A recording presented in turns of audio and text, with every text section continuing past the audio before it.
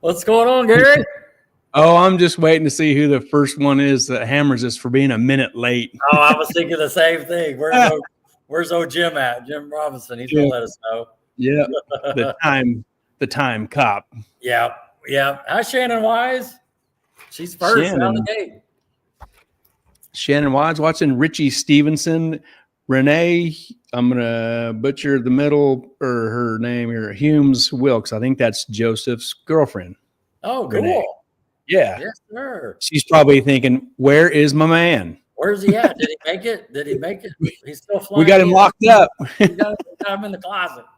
We got him locked up. There it is right there, babyface. He's got us. He's on us. Brian, sleeping on the tree. Whatever, dude. Yeah, we had a good conversation going with Joseph. And we were like sleeping. Oh, let's do the show. Well, we don't even know what day it is, do we? It's Saturday night. We're a day off. I see Tim Webb watching. What? Yeah, Tim Webb. What are we going to do? We got some football tomorrow. Oh, okay. Good. My Renee Humes Wilkes. Yeah. Yes. Woo. Gary's got sometimes I butcher them pretty bad. Yes. Man, what a great week. What a great week. It's a short week, but we're okay. You know, I think we'll catch one more Saturday, Super Bowl Saturday as well, right? Super Bowl weekend. Yeah. We can get back to Sunday next week because it's the off week before the Super Bowl. Then back to Saturday night in 2 weeks. So we'll just navigate through it and it'll be all right. Heck yeah.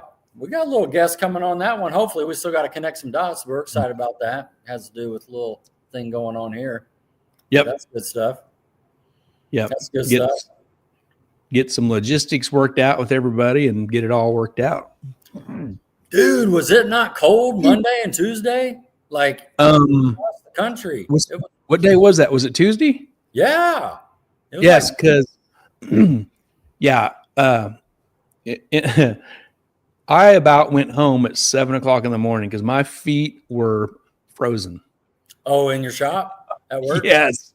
Oh, my goodness. There's not much insulation on the wall. And, the sun comes up in the east and that wall faces the east. So when the sun gets on it, it finally warms up a little bit. But from 5 a.m. until, from 4:30 until the sun got beaten on at mid-morning, man, 6:48, I looked at the clock and I thought, if I leave at 7:00, I got to burn 6 hours of vacation and I'll go home and my feet won't be cold no more. No, it won't be cold. So I toughed it out, man. I talked to Tiffany. She comes to lunch on Tuesdays. Yeah. And I talked to her at morning break at 8:50 and she goes, do you need me to bring anything? I said, yeah, I need some more socks. My feet are frozen. She showed up with another pair of my socks. And then she also brought me a pair of some thick, cozy, soft, warmer socks. So right after lunch, I put them right on and they helped a bunch. Oh, good. Man, my feet were cold, dude. It was freezing out, man. I'm telling you what. Yeah. And the temperature on the wall deal, up where it was at on the wall, said 57. Ah, my goodness. I don't know what the temperature was down at the floor. Right. About 3 feet from the wall, but I don't think it was in the 50s. Right. No. Woo, man, my feet were cold. Man, for me, I like it. I want the number to be anywhere starting at a 4 and stop at an 8. Like that's the temperature I like, 40 something to 70 something. Yeah. In that range. Yeah. But it was my truck said -9 or something going to work. Yeah. Like the other guy said it was a record, like -9 was a record for the day. Yeah. It was cold. Wow. Ooh. I see people coming on here. Travis Rooper, Zach Mullen, Mrs. Harper. We're getting the group coming in. Look at that, 16. Whoa. Is that right now, Tyson? Right now it's 16? Oh, my goodness. You can have that. Man, can you imagine? For real? 16 degrees? No, thank you. My phone says 33. Yeah. Ooh. Well, ready for summer. Nice. It was 41, 43. I was out there outside in my hoodie, I was fine. You know what I mean? But yeah. Zach says ready for summer. Absolutely. Zach, I'm ready for 70s. Summer means it's going to be 100. I'll take some spring action. I don't want no hundreds. There's Doug Perry. Hey, Doug? Yeah, See, Tyson said he said that's now 16 now. Wow. Yeah, you don't want no wind behind that. I was talking to some teammates like down in Orlando. You know, it snowed down there. Oh yeah, it snowed in Houston. It was like 30. They're all they ain't got ice scrapers. Then like some places in like Louisiana got 10, 12 inches of snow. Yeah, that's what I'm saying. Yeah, that's wild. Right. What's Tyson saying? Tyson says -41 below wind chill last week. Oh man. Keep it. Golly. Yeah. Keep that. Woo. Matt making a sandwich. Oh yeah. What's Amy saying? She's Amy lawnmower. Amy says you have a red lawnmower taking over your garage. Yeah, I'm gonna take up lawnmower. I'm gonna take up lawnmower racing. Well, she's got it right though. It's the same color. That's what she's saying. You know I suck at car racing. Maybe I need to do lawnmower racing, huh? There you go. You almost got it parked in the same spot. It's just about. Yeah. And I'm making. I'm gonna turn it. I'm making progress up there. I see it. See that support bar there is done. This one is done. This one is done. There's a gap right there. Yeah. There's 2 bars missing. The other side looks exactly like this. Yeah. So there's a support bar that goes in the middle, like where the garage track is. Right. And then there's a support bar that bolts between these two, that bolts it all together. Mm-hmm. Those 2 are on top of the trash can right there. I spray painted them at 5:00 tonight. I see it. So, dude, that looks so strong. You can probably pull an engine out with it. You know what I mean? Get one of those. Yeah. Well, I can just store more crap up there. Heavier, right? That's it. Put all the turbos up there. G-Manese. Exceeded the weight limit of the flimsy stuff that it had. So I beefed it up. It's been a week-long project, but it's turning out like I want. And tomorrow, I'll be done with it. I'll get these 2 pieces bolted in tomorrow sometime, and I can start moving stuff back up there. Yeah. So. Well, then your rack will come in next week or whenever that is. Yeah, Amazon says the 31st to the 4th, and I hope they're wrong because I tracked it, and those racks are in Missouri somewhere. So Missouri isn't a week away. Yeah, better not be on a blind mule going the opposite direction or something. Yes. Yeah, man. I like that. Is the lawnmower getting a turbo upgrade? I don't think my wife would like that. I don't think she wants me touching the lawnmower. You see her back there? I'd need a ride mower. Yeah. Matt says he's getting kicked out of the closet in the house. That's what happened. Nope. All your car parts gotta come out here. Nope. The important shit's still in the house. That's it. The stuff that needs.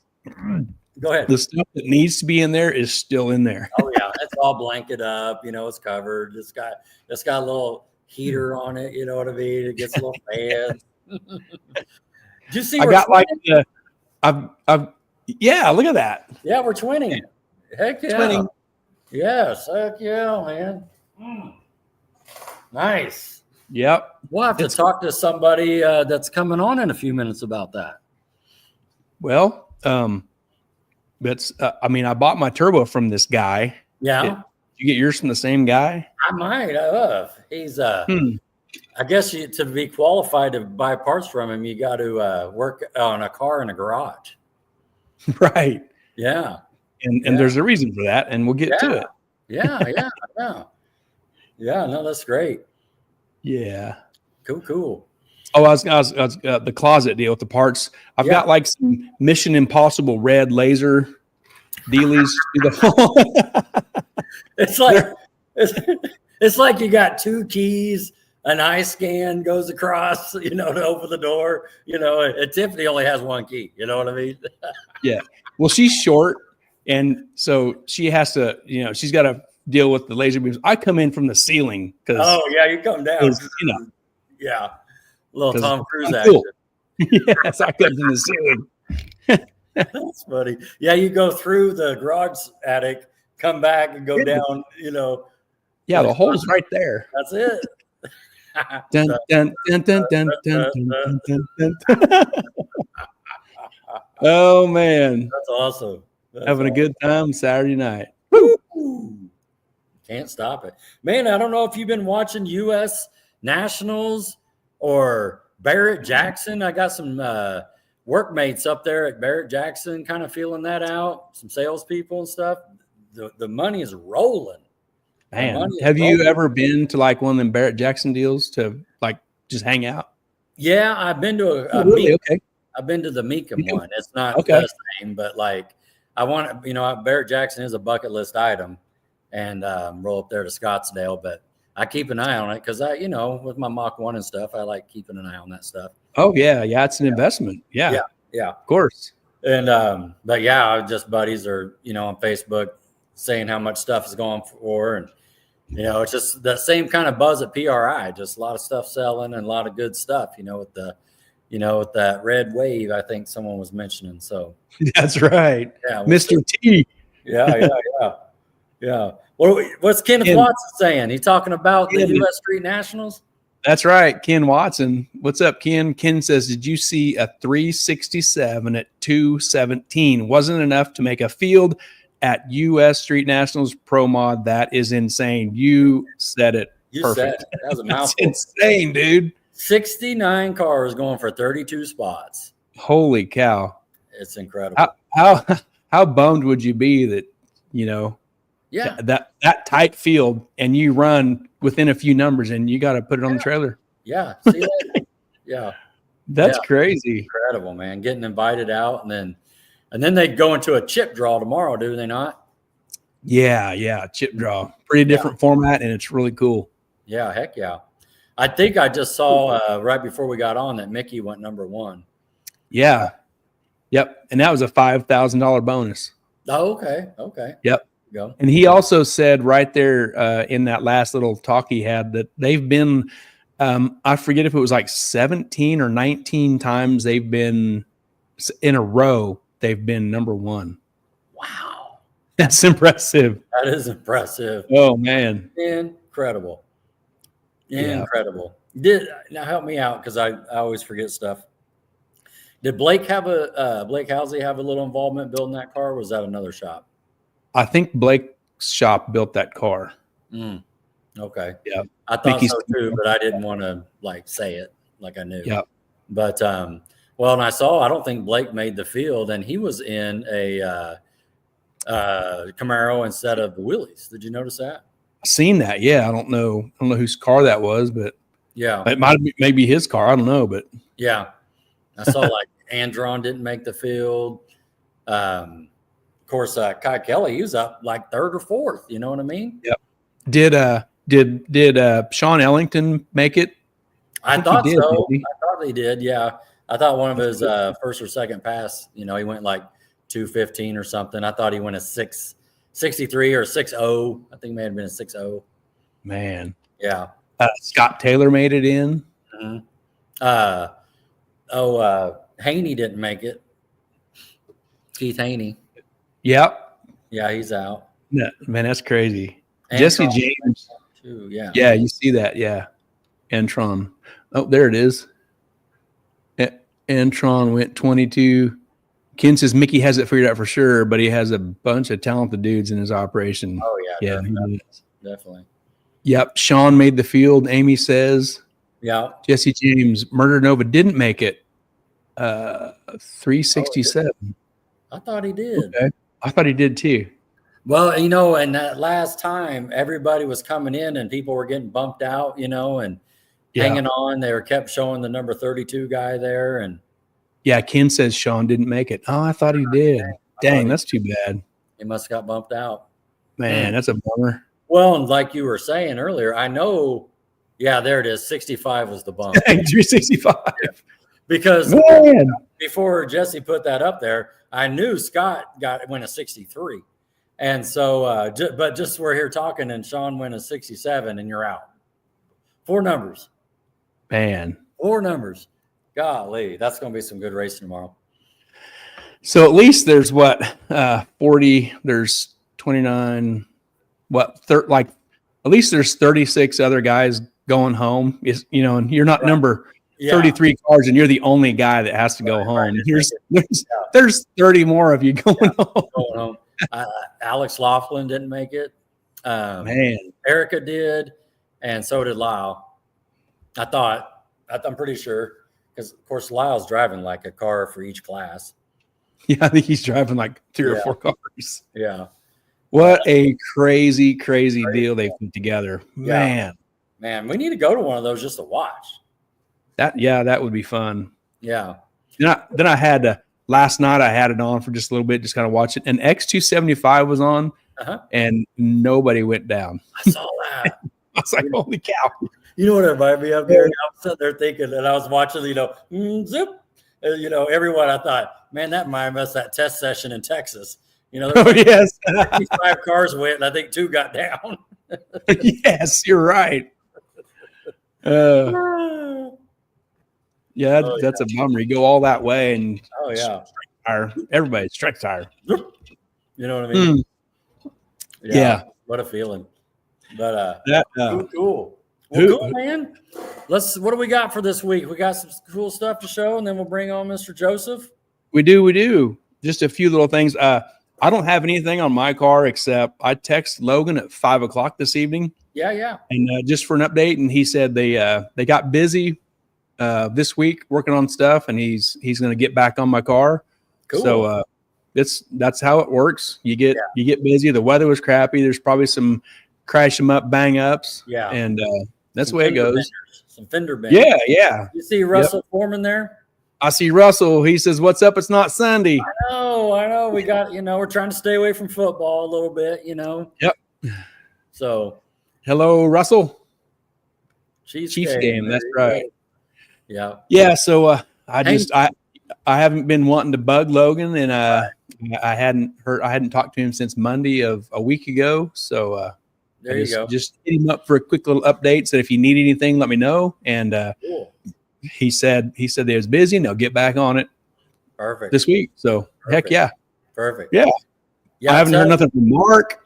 So man, it's just been pretty quiet. I've been busy working on that. Yeah. And and that worked out good too. You know what I mean? The timing of everything with your little side. Yes. Yeah, the timing couldn't have been better. Yeah. Well, you shut your mouth, Russell Foreman. Chiefs are going to lose anyway. Shut your mouth. Gary, take all Russell's pictures out for tonight. Take them out. Let me get my marker and mark them. Woo!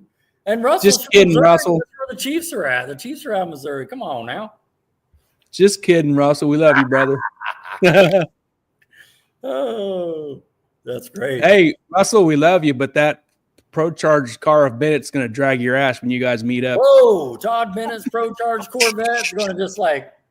Did I say that out loud? Is that what you're saying? I already. They're going down out right off the trailer. Yeah, XRP in Texas. It's official. It's on YouTube. It's an official call out. Call out. I bet they're going to go for 500 right off the trailer. Oh, well, maybe. They probably wouldn't race for that low of an amount. That's just the punk out money, right? Yeah, that's just like punk out. That's a big time for me and you. But those cats, yeah, he ain't scared because Russell ain't scared. He ain't scared. He got Holly Tech. You know what I mean? He's ready. He's got Holly and fresh soldiers. That's right. Fresh soldiers. They're ready for battle. General Russell, General Foreman, got the fresh soldiers ready to go. That's right. Woo! Yeah. No, that's funny stuff. We love you, Russell, even if you are a nitrous guy. Yeah, that's right. Well, let's scoot over here and zip along here. Right on. We're going to bring this up every week until it gets here. Mel Hamilton Racing Open House, February 15th. Now it's just 3 weeks from today? 1 2 3 weeks from today. You going to be there? You going to go hang out? I'm going to be there. Same. Yeah, it's a good time, man. Hang out. They always have discounts and stuff, free lunch, see what's going on, look at the vendors, get a hamburger and a hot dog. Yeah. Yep. Why not? Some chips. See some people. Let's see what Ken says. Headed out for a date with the wife. I'll catch the rest on the YouTube at the shop. Be good, fellas. Keep at it. Yes, sir. Kenneth, thanks for watching while you did, and pick it up when you can. Heck and in the coming shows, we're gonna have some information we're gonna put off here on your help me with the name, Rod. Wheatland Brawl. Wheatland Brawl. So yeah, we'll have plenty of info. Yep. Yeah, if you got a True Street car and you can hear us, you need to be there. Yep. We'll bring that up on some later shows, Ken. So good job. Keep after it, and have a good night with your wife. Yeah, he's doing the right thing. You see what he's doing at Saturday night? He's checking in. Then he's got official business to take care of, and then it's back in the shop. When you do things like that, then you can still go out and buy turbos. That's what that is. Yes. What's the saying? Happy wife, happy life. That's it. That's it. Oh, what's old Russell saying? Russell says, yeah, I feel like the last Mohican nitrous guy anymore. That's all right. I'm going to hold the hill. Got plenty of soldiers. Hey, you and Chopper, man. Yeah. Well, hold on. We got and Cameron. And also little Foreman James. He's running nitrous. Right? Yeah. Yep. But Chop. And then man, there's not a lot. There is. Well, they're super fast like them guys. Oh yeah. Yeah. Ken says no big deal about that. Got plenty of time to catch that. Yep, sure do. Not a big All right, deal. Ken, we'll catch you later, man. Yeah, this will be a good time. If you're in the couple hour drive, it's worth coming up and seeing it. They have a really good display going. Like I said, they usually have a 10-15% off sale going as well. If you need to get anything there in the race shop, a lot of bench racing, a lot of just activities and stuff. Just people you hadn't seen in a while be there. It's always a good time. Yeah. And on your end, give them a good shout. They're one of your marketing partners. Oh yeah, absolutely. Yeah. Helped me out a bunch. I was just in there the other day talking with them and so can't say enough about this team right here. Couldn't do it without them. They're just a mile south of me right here. Just down the road. Just down the road, man. Yeah. And staying with this, not to let the cat out of the bag, but we got a little something we got to connect some dots to. And so hopefully that'll be fun. Yeah. I'm looking forward to that. Yeah, right. Yeah, we got a lot of cool stuff coming up, I think. Can't stop, won't stop. That kind of let it out of the bag, didn't it? Well, hey, he's watching Devin Brown. Papa what? Devin? Daddy Devin? Daddy Devin. Howdy, Devin Brown. Yes, sir. Some Ozark news. They said, exciting announcement from Ozark Raceway Park. Please join us in welcoming Mark Werderhausen, also known as Tido, as our new general manager. With a deep passion for racing and years of experience in motorsports management, Mark is ready to take Ozark Raceway Park to the next level in 2025. Under his leadership, we're looking forward to an incredible future filled with thrilling races, exciting events, and unforgettable moments for ORP Nation. About joining the ORP team, Mark said, I'm happy to come on board to assist in making ORP great again. It's not going to happen overnight, but with plenty of cooperation between racers and fans, I feel we can all make it happen together. Man, they got a great guy on their team right there. Oh yeah, that is just great news. When I saw that pop up, I'm like, there's a win right there. Yep. And so definitely knows his way around the racetrack, cars, the community. It's going to be a great time. So yeah, he's a super awesome dude, well respected, and just man, he's a great fella. Yeah. Well, and staying with Ozark for a second, we were kind of studying their flyer the other day. They had it out on their profile picture, and I was looking through it, and then we started chatting it up the other night about some of the events they have, and they got that 10,000 to race for small tire as well. So that's going to be a good year for them. Of course, they run the series and everything. So isn't that in August, the 10,000 deal? Yeah, okay. Yeah. was 400 degrees. Yeah. Jim Robinson, you are late, brother. You are late, man, for real. I mean, it's 7:30. He's probably thinking we're a day early. He's like, you're 24 hours early. Yeah. What comes around goes around. That's right. Jim. Yeah. Devin's watching with the little man. That's it.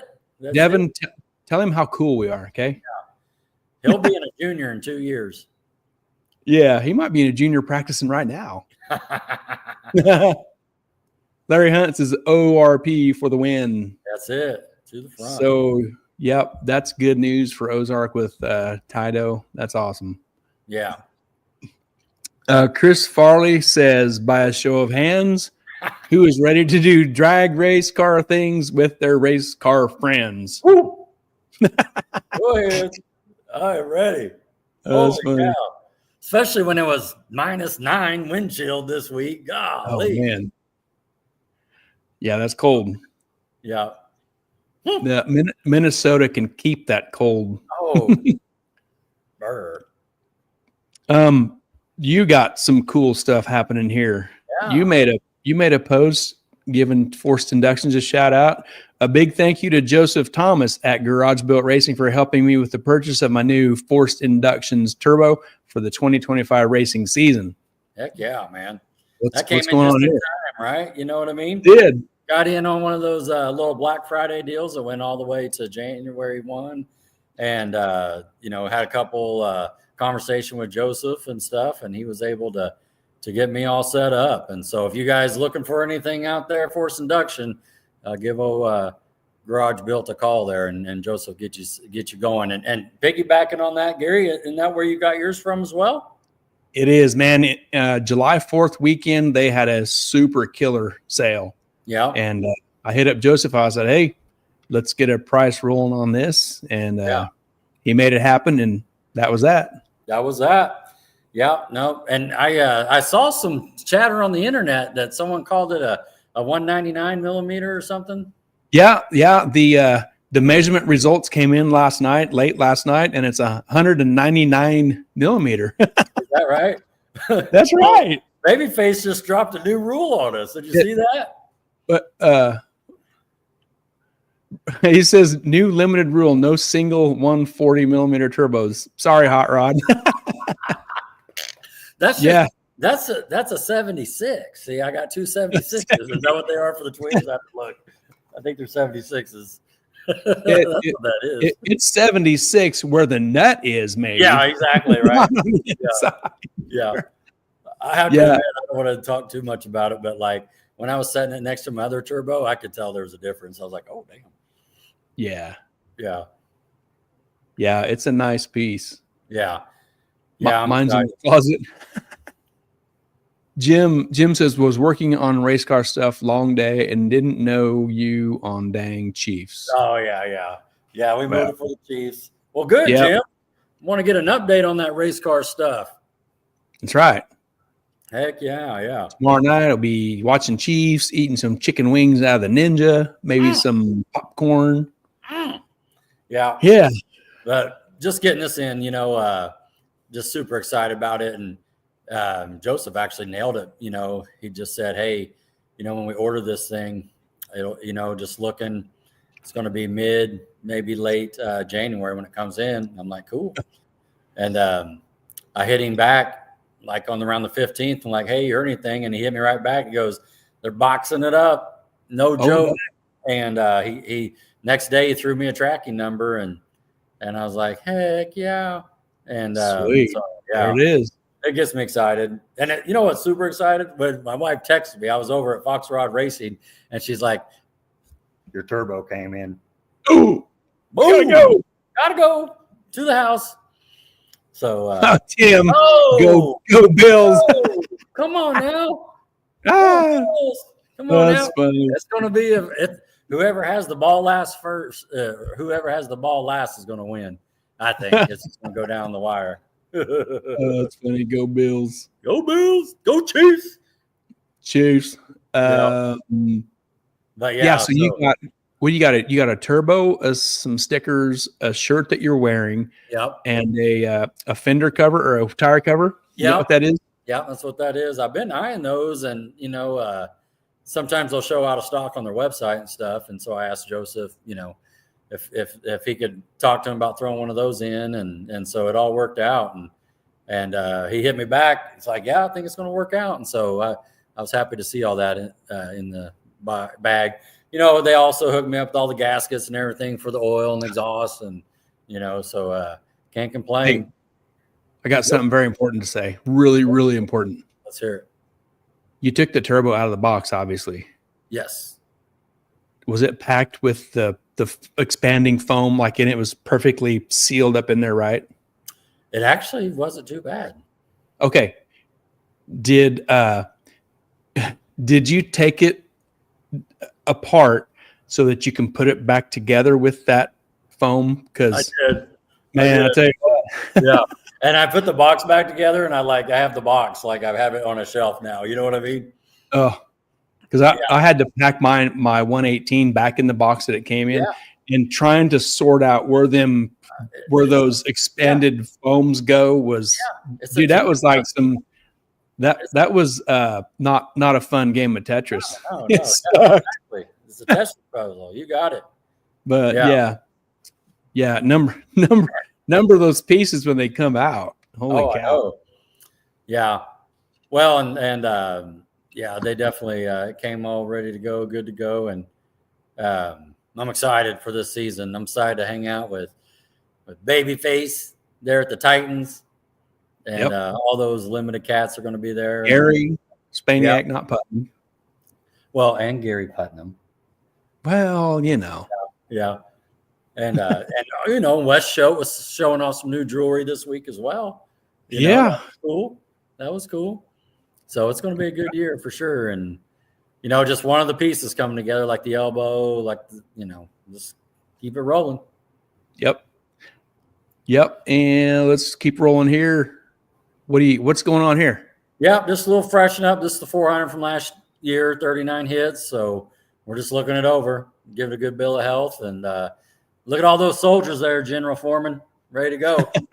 And, still run the same spark plugs, but with these Fords with the 10 head bolts, you got to keep an eye on them head gaskets. So I try to hit them at 30, 35, and change them out. So just threw some gaskets on it, checked it all over, oil pan off, look at everything. And so she's ready. Those soldiers are probably veterans, right? They are veterans. Yeah. They're not rookies that die on the field like the nitrous car. No. They've been around. Yeah, they're veterans. They know how to survive. Yeah. But it was good seeing this thing and getting it all back together. This is what I did on Monday. I had Monday off. So. Okay. Yeah, that worked out Just, good. Gonna seal this back up and kick it in the corner. That's it. Cool. Yep. So she's ready. Be ready to go. Be ready to call up for duty. That's right. Hopefully, won't need it. Right. Yeah. Yeah. Speaking of soldiers and foremans, we've got some pictures of a new project they got going on. That's it, man. That's the truck. That's Debbie's truck. Debbie Foreman's truck they're building. Yep. Mike says, "Go Chiefs." Okay, sorry. Mike is from Salina, and right so is Tim and me and Mike. So Mike's giving Tim the hard time on the Chiefs. Yeah, that's awesome, man. That's awesome. Hey, Mike. Hi, Mike. How you doing, man? That's great. So this is Foreman's truck for Debbie. Yep. She's been out of the game for a little bit. She used to have a little Vega, but they're putting together this truck. He sent some pictures over. And so what is the truck? Did he tell you what the truck He didn't give me a rundown on it. We'll have to see if he's on here right now. Just give us a little baseline. Okay. I was talking to James earlier today too. I guess it's the motor here is out of the wagon that they got going in here, and so this. Look at that! Yeah, look at that, man. Yeah, man. Yeah, but that looks like a nice little piece we're gonna get together for her, and so there'll be 3 automobiles there at the racetrack. Larry Hunt says Russell is yelling on the pass, "Onward, soldiers! You will never take us." Never die. Hitting all the buttons. Oh man. Oh, that's great. Don't you let me down. Yeah, but it's a nice little project coming together for her, and yeah, That looks like a big block with a couple carburetors. Yeah, a couple carburetors, probably a couple kits. Yeah, man. Yeah, 81 Chevy pickup. A what? Oh, 81 Chevy pickup. So there it is. Okay, Russell, what class you plan on running with this one? Good question. Yeah. Could be an index deal. It could be a limited deal. Yeah. Right. Yeah. Looks good. Looks good. That looks like a serious piece for sure. Yeah. That big block with them big old carburetors. Oh, man, you ain't lying. Man. Larry Hunt's saying it's a 440 small block. All right. 440 small block. Okay. Is that right? Oh, man. I don't know. Cool. But yeah, it's a nice little project. And, you know, them Foremans, they race as a family, you know what I mean? And so, but they'll have 3 of them out there now. So that's all good stuff. Yeah. Cool. Well, that's the last picture I got. Okay. I seen down below that Joseph was kind of went away his back. Yeah. But that's the last picture I got. And Larry says, seriously, 440 small block. Oh, okay. Well, heck yeah. Russell says, I think we're going to come run with Hot Rod and Unlimited. Oh, man. Oh, okay. Heck yeah. Let's do it. Let's do it. You're getting marked. I am, man. Wow. Line them up, man. Unlimited, he says. Dang. Yeah. That'll work. Oh, that'll be fun. That'll be fun, man. It's nice seeing people out there. So there's going to be a double whammy, double shot of Foreman team Foreman up in limited side. Foreman. Yeah. I can see it. One on the left, one on the right. Yeah. They may draw each other too. You never know. That's right. Russell says that's correct. It's a 440 small block with little chief heads. That's what threw me off. I knew the exhaust pattern there. That's what I was thinking. That's a big block. Okay. Very cool. That's a nice piece. Those soldiers are going to have to work extra hard. Man. Well, that's cool. Another limited car. Yes. We need them. Okay. Moving on. We are ready for the Joseph. Let's bring Joseph on. All right. Let's move this out of the way. Let me get the right stuff in the way here. There's Joseph. What's up, buddy? What's up, guys? What's up, Joseph? What does that say, Joseph? I can help with new. What does that mean? That's right. If you need some race car parts for your hot rod, we can help with new. Oh, that's it. That's right. All right. We're going to talk about that. Well, appreciate you coming on. Anytime, thanks for having me. Oh, yeah. This is going to be a good time. You know, I've been watching you for a little bit and when we're racing and that sort of thing. And I know I've got some stuff from you before, obviously the turbo here recently, but I think I even got some tires and some other stuff from you in the past. And so, yeah, I appreciate what you're doing. But I'll help you guys out. Oh, yeah, this is going to be great. So, yeah, like we talked about earlier, you kind of know how it works. We're going to go through some pictures and talk about your career a little bit and what you got going on. And at the end, we'll give you a chance to give all your people that help you a shout out, you know, back to sponsors or family or friends, you know, that help you out along the way. But you already got some people plugging in. What are they saying, Gary? Yep. Doug Perry says, hi, Joseph Thomas. What's up, Doug? Yep. Tyson Williams says, there goes my hero. And awesome, man. Brian Snyder says, y'all hired a model for the show tonight. Oh, man. Baby face. It sounds like you got some customers here watching tonight. Yeah, got some fans. Heck yeah. Along with Rodney and I. We're customers too. Yes, you guys are. Yeah. Heck yeah, that's awesome. Oh, it's good. Yeah. Well, one thing's for sure, Joseph, I can tell you right now, everybody, you do what you say what you do, you know what I mean? I mean, I've had great luck with you and stuff. I'll keep on using your program there. Well, I appreciate it. Thank you. Oh, yeah. Abby Williams, IE Alpha, whatever. I mean, what does that mean, Abby? I don't know what that means. So that's actually Tyson's wife, and whenever I first kind of met him in person, their oldest daughter, Blaine, that's what she called me, was Jofa. Oh, Okay. Yeah, yeah, that's kind of the nickname that they kind of give me and shit. that's funny. Well, speaking of that too, Gary had to correct me a couple times when I first was getting to know you over there, and I was calling you Joe, and he's like, no, that's the dad. And I was like, what? He's like, yeah, it's Joseph. And I was like, oh, okay, So yeah. At this point, I answer to it all. I mean, I'm used There to you it. go. Yeah, Jeff Hendricks says Joseph Thomas is the man for parts. Sir. He also says, I love giving my money to Joseph. There you go. You got a ton of happy customers. That's awesome to see. Yeah. You bet. Yeah. All right. So like we always do, we'll take it back and start talking about, racing and how you got into cars and that sort of thing. It looks like it's a little family tradition. Yeah. But yeah, go ahead and kick it off however you like.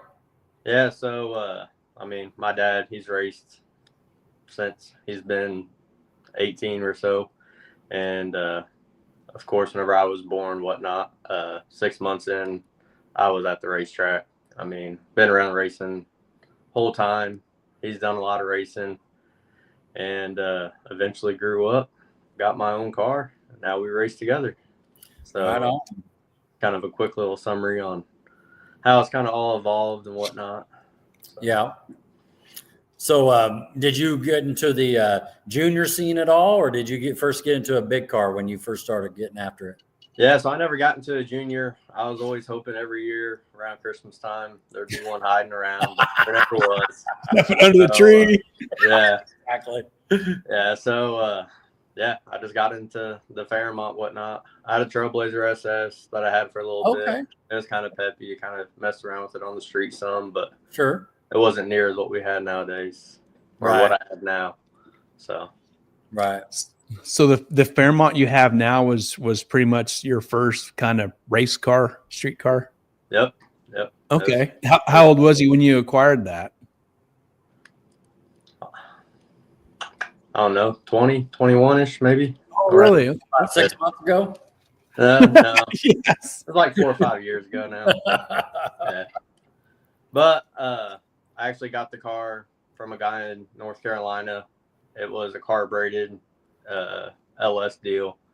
Okay. And I had all these plans, like spray some nitrous, do this, do that. Well, got the car and it wasn't what it was. So basically a full restoration at that point. So like through high school, you didn't have a hot rod kind of really? Man. No. I had an 89 Chevy truck. Oh. Man, okay. I drive it through some fields, go mudding in it. There you go. Kind of do stupid stuff with it. But I didn't have a hot rod or anything like that. Okay. So was your pass down the track in that Trailblazer or in the Fairmont? It was in the Fairmont. It was at Ozark at a no prep race, actually. It was my first pair. Oh, wow. There you go. First pair down. When you was in school with that truck, was your dad racing something back then? Yeah. So basically, since he's had the wagon since 2006. So he's raced that pretty much as all I was growing up. He had a 2-door Malibu, whatnot as well before then, but primarily me growing up was all the Malibu. Okay. There you go. I've seen that Malibu around. Seen them Winter Circle a few times. It's made some laps throughout the years, that's for sure. Yeah. It's had a few different combos sitting in there. Yeah. No, that's it.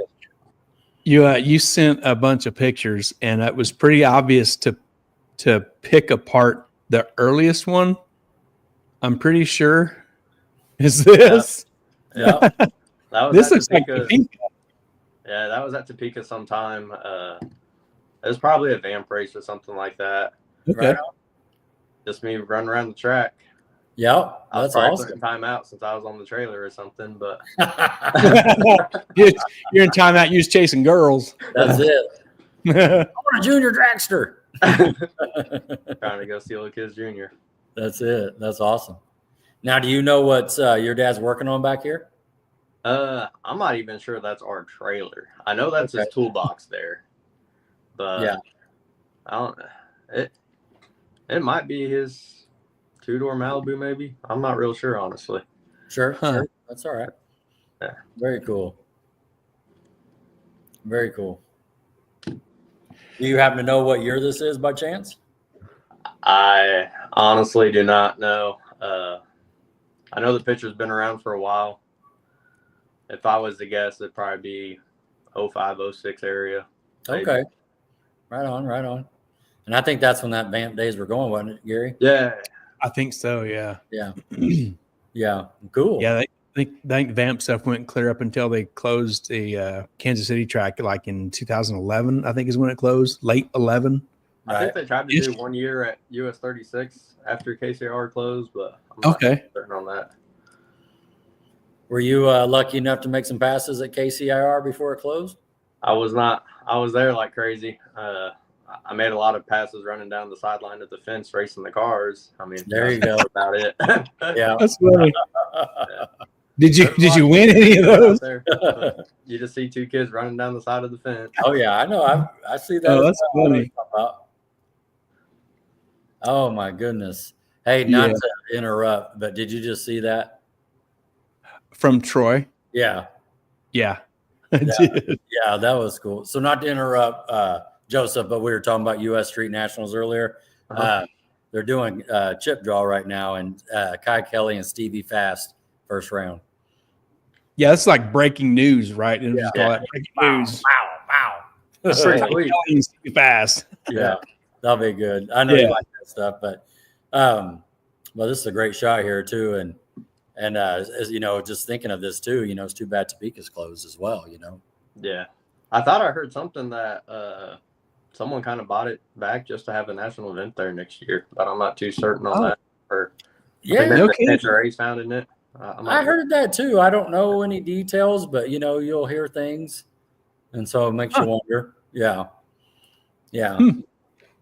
No, interesting. Cool. We got a bunch of pictures you sent. A lot of them obviously include your Fairmont. Yeah. And so where do you want to start? And maybe I can grab it, or I can just toss up what I got. Yeah. I don't know. I think it might be best you just toss up. I mean, they're kind of all out of order and whatnot, and maybe we can. Yeah. Okay. Well, here looks like your car has a name. Is this an official name, Vanilla Gorilla? Yeah, kinda. It kind of has a few different names. My buddy Dylan, I was on the way to a race and he was bored and he made that edit and whatnot, and it kind of stuck. I know my dad, he likes to call it Vanilla Gorilla, aka Hong Kong, Donkey Kong. This has all different kind of names. Ugly Duckling, it stuck for a little bit. So yeah, piece of shit. They get called that too. Oh yeah. It's definitely not the prettiest by any means. Yeah, it's not a show car class. You know what I mean? It's not a show car event. We're here to race. You know what I mean? Exactly. So yes, correct. Yeah. As long as you're holding up the money at the end of the day. That's all that matters. And you got some pictures of that too. Yes. Some of the pictures I did throw up kind of in the early part here was it looks like you had Ethan Grisham, Vanilla Gorilla. There you go. Yeah. Like some before and after pictures of your car. Yeah. Guess what Tyson says. Tyson Zimmer says, I just finished up your interview for the Flying H No Prep. Sweet. What is that? What, the No Prep? Yeah. Talking about. Yeah, so Friday night, Tyson, he was going around to a lot of racers in the pits and was interviewing and trying to see what we were going to try to do that weekend and whatnot. And cool. I was kind of struggling Friday night, but made a good pass Saturday, but it just wasn't enough. But it's still a great time. There you go. Gave some motivation to go into the winter. Yeah, that's exactly right. Exactly right. Yeah, this looks like some cage work that you got going on. Yeah. So before I took the car to Bob Tynan to get the cage in it, okay. Basically, yeah, I stripped the entire car for him, whatnot. So it's just kind of like a before and after picture. I mean, he did a very good job on the cage. The car still has a bench seat and all that, so he required for everything to fit around that. That's Back cool. seat still functional, all that kind of stuff. Awesome. Yeah, that's awesome. Yeah. Little interior difference you can see. Oh, Dash, steering wheel. Yeah. They kind of Is don't that look a, far from the 1983s anymore. right. Nice digital dash in there. Yeah, it looks good. Holly Dash. The best EFI Holly, right? That's Holly right. Tech. Holly Tech. Looks good. Here's a under the hood picture. Yeah. Yeah, so I mean, like I said, when I got it, it was carbureted 4.8. I mean, that's how I had it. That's how it was. It's not really how it is now. Right. It's kind of under the knife right now, but it should be similar whenever it comes back out. Okay. All right. And everybody's worst nightmare, wiring. Yeah. Thankfully, all that stuff pretty much got cut and was out of there at that point. So, but yeah, no, it was definitely a wiring mess, and it's all clean and tucked up in there nice now, all under the dash. So, did you do all the wiring and all that stuff on it, or did Bob or somebody? No, I didn't do all the wiring on it. I had a buddy, Seth. He came over to my parents' house at the time, and we kind of did it together in the garage and whatnot. I ain't gonna lie, I'm not a fan of wiring. It's kind of a nightmare, you know. I mean, here and there. I mean, I'm adding a couple sensors, and it's fine, but it don't look as near as pretty as no more as what it used to, you know. But yeah, right. They work. So, well, and wiring is such a time consuming as well. You know, I wired my car, and you know, you're sitting here thinking about like this area you're working at, and you're going to wire this up, and you got all your, you know, your equipment here and your tools and everything, and you know, you make it exactly how you want, and layout is perfect, and you're thinking, what'd that take? Like 30 minutes, and it's 2 hours later. Yeah, you know, and it's just time consuming. Oh yeah. I mean, we worked on it almost every night and whatnot, and it looked like we didn't do anything, but we spent 6-7 hours doing it. And it's like, seriously, like this thing's never going to be done. Right. Yeah. Yeah. Keith Lopez and I wired my car in 2013, and it's, you know, it's constantly had stuff added and added and added since then. And it's a pretty ugly mess now. Yeah. So one of these winters leading into the winter, I'm going to have that plan that I just need to take it all out and just rewire the whole thing and just kind of clean it up, because it's pretty ugly. Yeah. I mean, definitely when you go to add something and you see it's a big mess, and then you just want to dig into it right there. But then like, well, I got 2 days till a race. I really can't do this right now. Yeah. And the color of wires don't really matter no more. It's just all red. it goes from here to here, and you just trace it. So don't pay attention to the color. Yeah. Just hunt it down. Oh my goodness. Yeah. So rolling on, I guess the next one. There we go. Yeah. This says I-29 on the bottom of this picture. Yeah, so that would have been one of Joey's no prep races. Okay. Yeah. That was my first time racing at I-29, I believe. And I think Jack Barclay up in Minnesota, he's the one that snagged that photo of it in the burnout box. Cool. So tell us a little bit about that track and that, you know, facility and that race and that sort of thing. Yeah, so I mean, I don't know if you guys know, but I mean that track's been flooded a couple times. So sometimes, so if you go there after it rains real hard, it's going to be a swamp. I don't think this time it was a swamp, but I've been there when it's a swamp, and it's really no fun. But man, it's a pretty nice track. It's kind of comparable to US 36, I feel like, in ways, except well, I mean, US 36 widened their shutdown now, but I mean, it's a 2-lane shutdown down through there, and what? It's kind of like an outlaw track in a sense. I mean, it's a fun. I don't know. It's like a fun no prep track, I should say. You know, I mean, I've been there whenever they tried to prep the track, and I don't know. I just always feel like it's better at like a no prep event or anything like that. It's just kind of one of those things that stick. Yeah. Yep. Yeah. Well, and I see Joey's advertising his next event coming up. I believe it's in May. Yeah. So, Yeah. you the last plan on event going that to he that? wasn't going to do no more, but it sounds like he got suckered in. Yeah.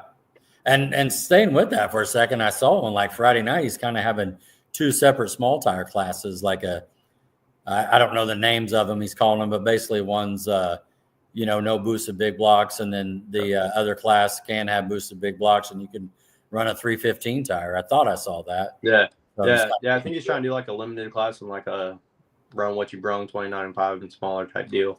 So, right on. Do you feel the track tightens up a little bit, or do you think it's a no prep all the time? It's definitely loose out there. Some it's kind of a hit or miss. I'm not going to say it's like no flying nature or anything like that. By any means. It's definitely something you're going to have to tune to the track. Okay. I mean, like me, I run radials. I've never had a slick on my car, you know. So when he originally had the rules come out, I was like, hey, 275 is allowed? He's like, oh, yeah, like you're good. I'm like, all right, sweet. So I don't know. I mean, if we're up and running around that time, I mean, I definitely plan to go up there Friday night and then try to fit in a class Saturday as well. There you go. Did you hear that, Gary? Another radial guy, Yeah. No prep there. That's right. That's interesting. We've been talking about that on the side. Cool. Yeah. How'd you do this day? That day, I kind of briefly remember it. I think I went out second round, I believe. I know we had a grudge race because there was another four-door Zephyr there. His name was Andrew, and we won the grudge race first round. Okay. And I think this is the first round pass. And my dad's like leaving second gear, like it's no one's getting down. And I was like, all right. And I almost lost because of it, because it was a dog out of the hole. But yeah, I mean, we made it through first round, and I believe we lost second round, whatnot. Okay. If I remember right, yeah. Right. But that was the first year we had with the car. I mean, I think I've had 10 passes leading up to this event here, so it's still pretty freshly new and stuff. Trying to get it figured out, dialed in. Yep. And this is a Holly LS turbo on gas or methanol? It's on E85. Okay. Yeah, so it's a 370 LS. Had a few different S400 turbos on it from Jose, and this picture here had an S480 on it, and just trying to play with it and get her dialed in, get comfortable in it. Cool. Come up with. You got a 400 transmission, or what are you doing there? Yep. Okay. Yeah. So I got a turbo 400 transmission. It got first, second gear leave in it, and a lot of nice parts in it. Cool. Yep. All right. Has everybody ever called that the Mordor? Isn't that the little nickname for four doors? Mordor. Nah, I don't think it's ever been called the Mordor, but I mean, people's definitely surprised whenever, they see it as a four door, because there's a lot of them out there that are two doors. Right. So, yep. Mordor Zephyr. That's a Fairmont.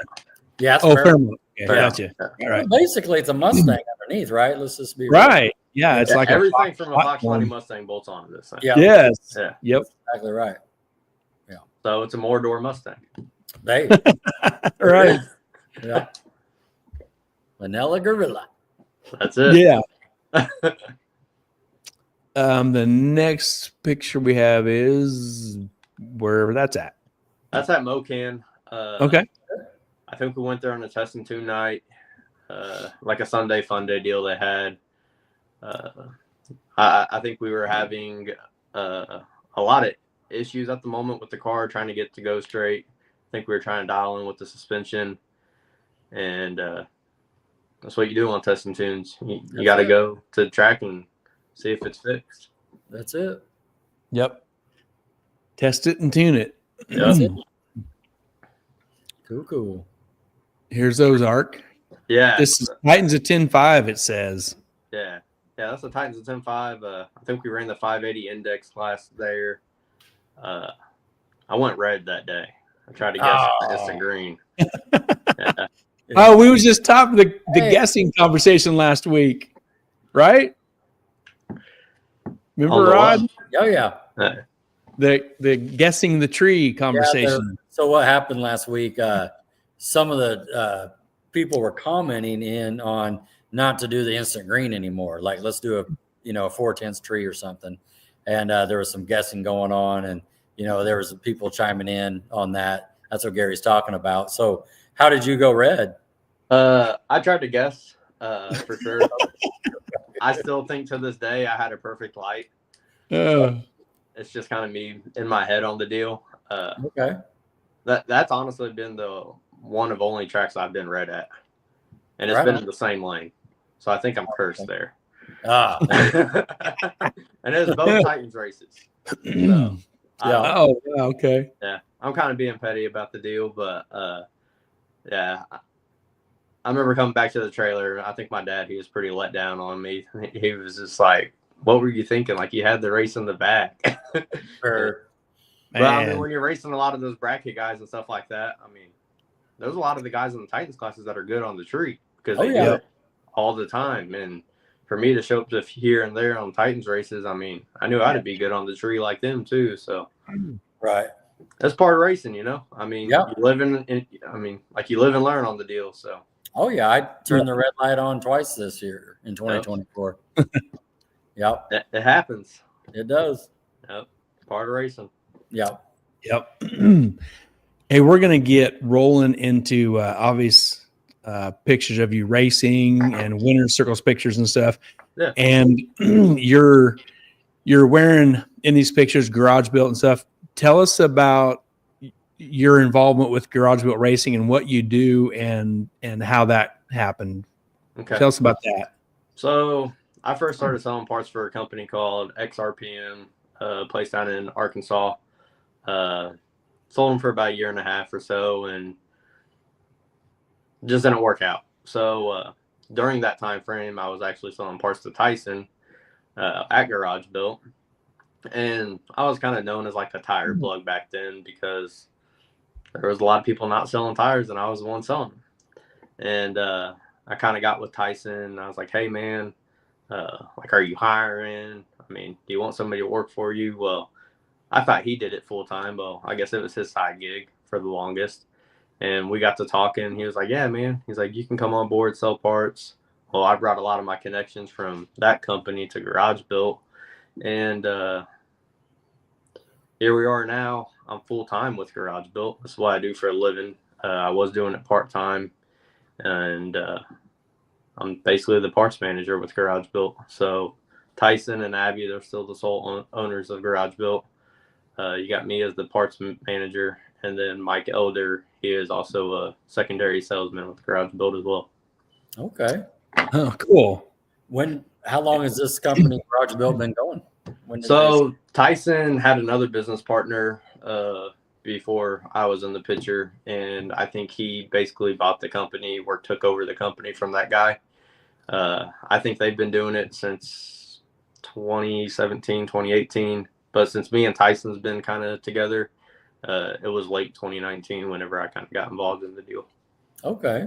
Huh. So nice little run of 5 years. Yeah. Yeah.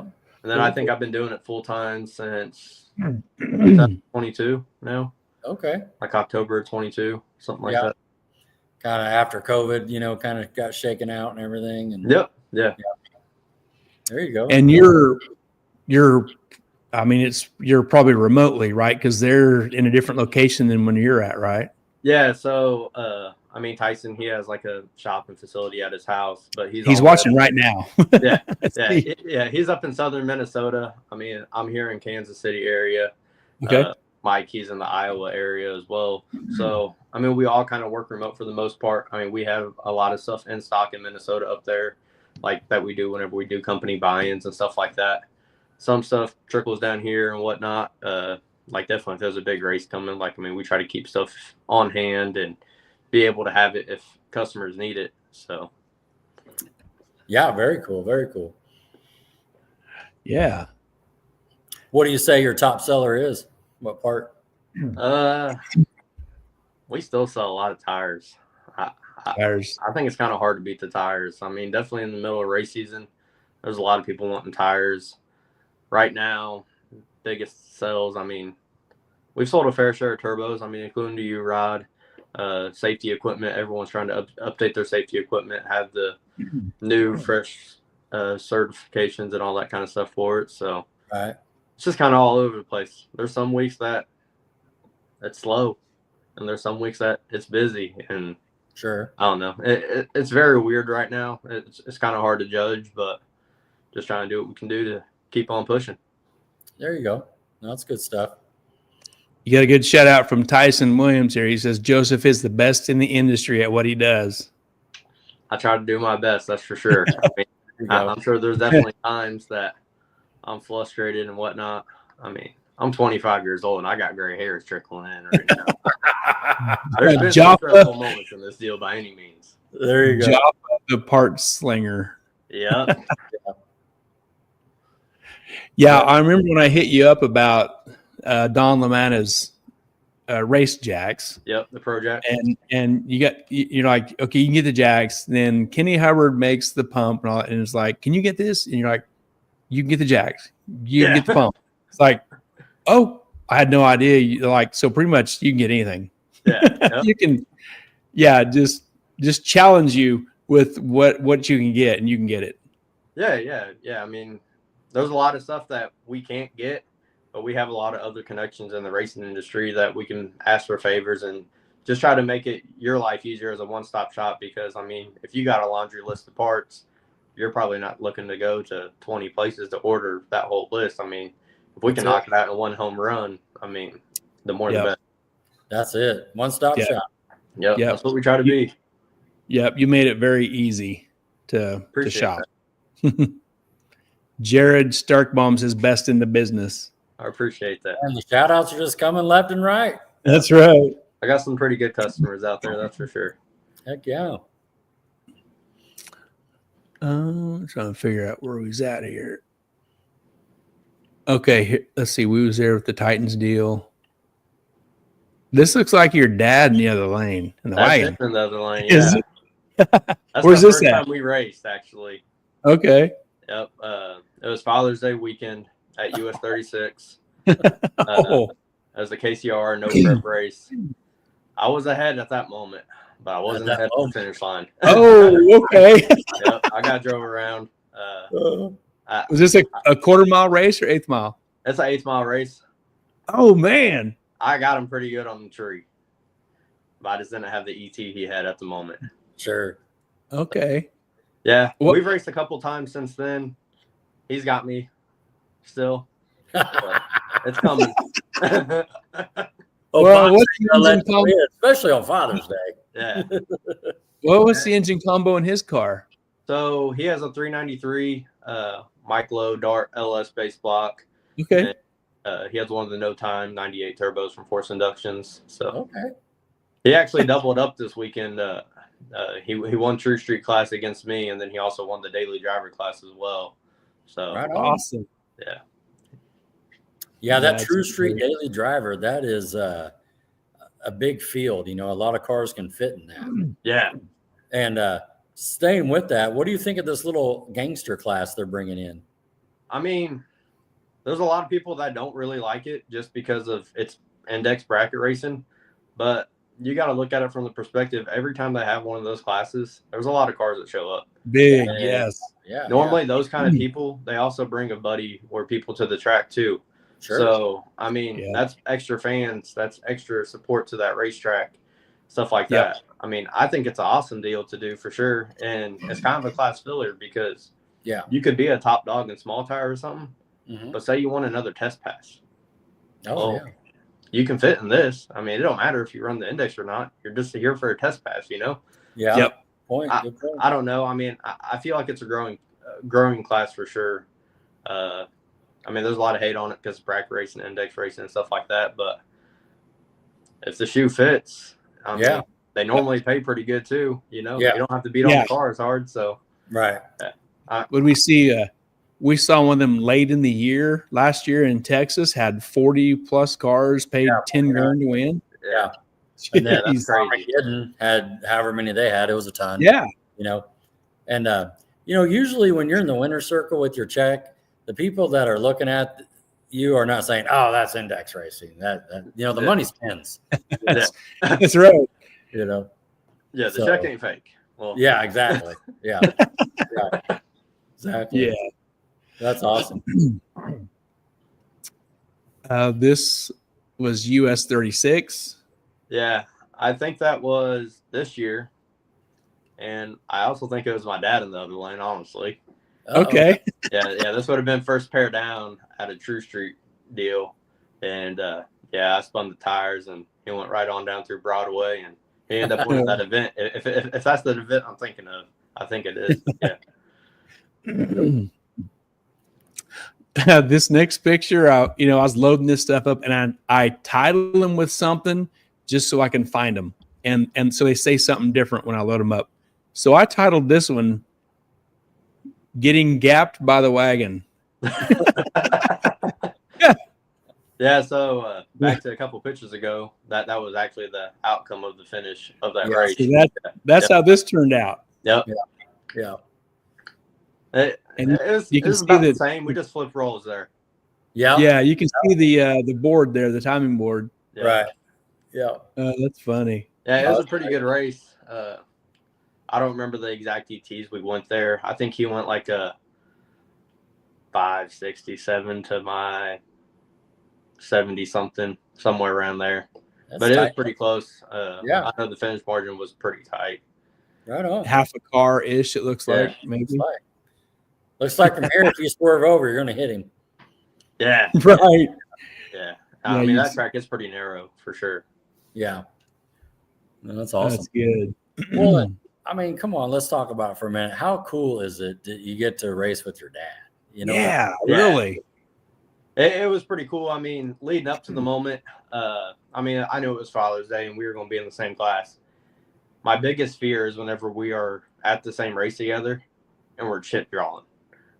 Because we seem to have the both kind of terrible luck on chip draws. We normally grab first pair, whatever.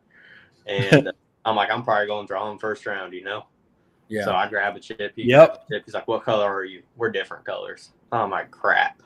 But thankfully, we stayed away. I had a pretty fast car from Iowa that rolled through the beams, actually. So that's what helped me get through first round. And we just met in the finals at that point. Yeah. Kind of trickled down through there. Oh, man, what a great Father's Day weekend, man. Yeah, no, it was a blast. Golly, that's a great story. Your dad's car, does it have Holly also? Yep, yeah, it's powered by Holly Dominator as well. Does he tune his stuff? You tune yours, or do you tune them both? How does that work? So, Joey Beaterbomb, Okay. He put a baseline tune in both of our cars that we have. We both took our cars to the dyno with him, but when we're at the racetrack, he gave me a lot of tips and stuff on power management, stuff like that. Right. Anymore, I mean, like he power manages his, I power manage mine. I mean, to see what we can hold, Yeah. Do you ever offer like your assistance on your dad? Hey, Dad, let me help you out and check this out. Yeah. I mean, like we talk about our data logs and our runs all the time, and I mean, we're always bouncing ideas off each other. Like, should we do this? Should we do that? Because I mean, the data between both cars, I mean, being ran at different times, being ran at different lanes. I mean, there's different outcomes there, So, I mean, we definitely don't hide the data from each other. I mean, we definitely give each other tips, and he tells me what he thinks. I tell him what I think, and shoot for the fence at that point. That's awesome. You do that with your dad. That's cool. So cool. Here is the US 36 again, your dad's wagon. It looks like, is that you backing him up there? Yeah, that's me backing him up. So, I mean, normally one of us loses. We're at the racetrack already, so we're just going to help him out. So you're already on the trailer? I'm already on the trailer at this point. I'm either on the trailer where I was in a different class. Between round, yeah.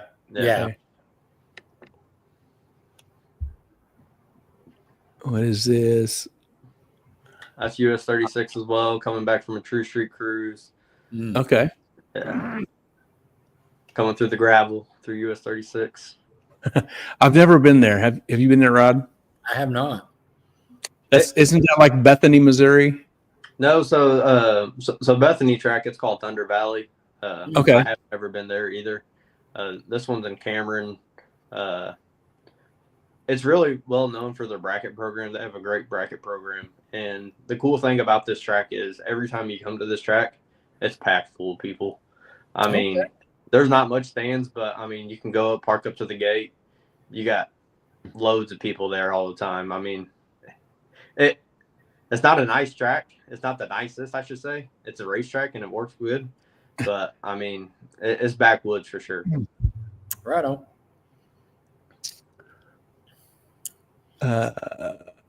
Let's see this next. This is Topeka. Yeah. And this was what, 2 years ago, right? The summer of August of 23. I believe so. Yeah. Yep. Okay. It was hot. It was stupid hot. I was there helping Scott Brown. Yeah. And we actually had Scott Brown first round of that race. Yes, I got that picture too. Yeah, this was a really cool event and mixed in with the NHRA, the big guys when they were there at Topeka. Yeah.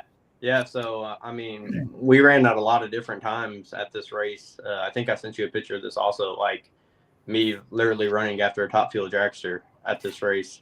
Wow. I mean, it was really cool to experience it. I mean, you were pretty much pitted right next to the forest camp. So yeah, you were pitted like literally right next to us and Scott, and all of John Force's stuff was right in front of us. Like we was nose to nose with John Force's entire operation. Yeah, it was a pretty cool deal for sure. I mean, I'm definitely glad I got the opportunity.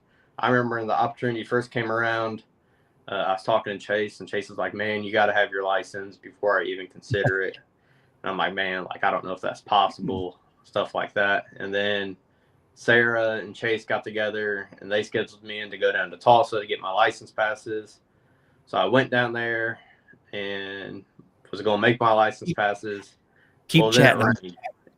It rained right when I pulled into Tulsa. Oh, they canceled the test and tune. And this is a week before this race. And I text Sarah. I'm like, hey, like they canceled. Like, what do you want me to do? Right. You know, well, what are they doing tonight? They're doing some midnight drags. Well, I didn't really have truck and trailer at the time. So my dad was taking me everywhere. And he was like, I ain't staying until the midnights. I'm like, all right. He's like, we can come back tomorrow. I'm like, all right, cool. And told Sarah, and she's like, yeah, that works perfect. If you just can bring the paperwork with you and we'll be set. So I was able to squeeze in Tulsa Sunday and knock out those passes. I never ran the car to the quarter mile until I had to make the passes. Right. This was an 850 index deal. I knew the car was plenty capable of it. I never ran anywhere close to 850s in the license passes. Right. Until I went to Topeka. And I think in the finals is when it ran its first 850 pass. It was like 859 or something like that. Nice. And nice. in typical fashion of me, when I'm ahead of somebody, I went ahead and. Oh. Still there? Yeah, gotcha. Yeah, sorry, I had someone call me. I wumped the gas because I didn't know where you was at, and I didn't want to break out or anything like that, and it almost screwed me over. But you about gave it back, huh? yeah. So You're over there dropping taters. Yeah, I was over there trying to shave off some ET. So yeah. Well, so then once you got your license and you went through this format here, so you got invited. So talk through this. Was this a 4-car shootout or what was going on here? So it was an 8-car shootout deal is what they had. And he had cars from Kentucky, Florida, Colorado, and Kansas City, I believe. Okay. We got to start running Friday night, I believe. We made a couple qualifiers, test passes, whatnot. Yeah. Saturday we made a couple more, and then Sunday was the eliminations, and it was basically put up on a sportsman ladder. I think I qualified like 4th or something like that. I think the best I went was like 875, and made it through first round against Scott Brown. I know he was struggling a lot that weekend. Second round, I had to race the number 1 qualifier, guy from Kentucky, and I guess he does a lot of NMRA and MCA stuff, this style index, and he was close. I mean, he went 850 flat in qualifying. Whoa! So I went 860 to his 855, and I won on the tree. Nice. Put me in the finals, and had to race David Melvin, I believe who it was, from Colorado. Yep, that's the finals there. Okay. And was able to pull off the win. It was a good time. Congratulations. That's awesome. Yeah. Brett. It was pretty cool kind of being on the big stage and whatnot. It was.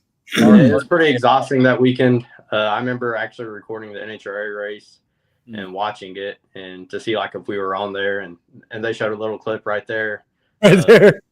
My hood about to fly off is what they said. The old factory hood latch just barely hanging on. Yeah, I don't think it was meant for like 150 mile an hour or what we were going at that moment. What did you think about running it out the back there? It was cool. It was different for sure. Yeah. You just got to know you're going out the back and slow down.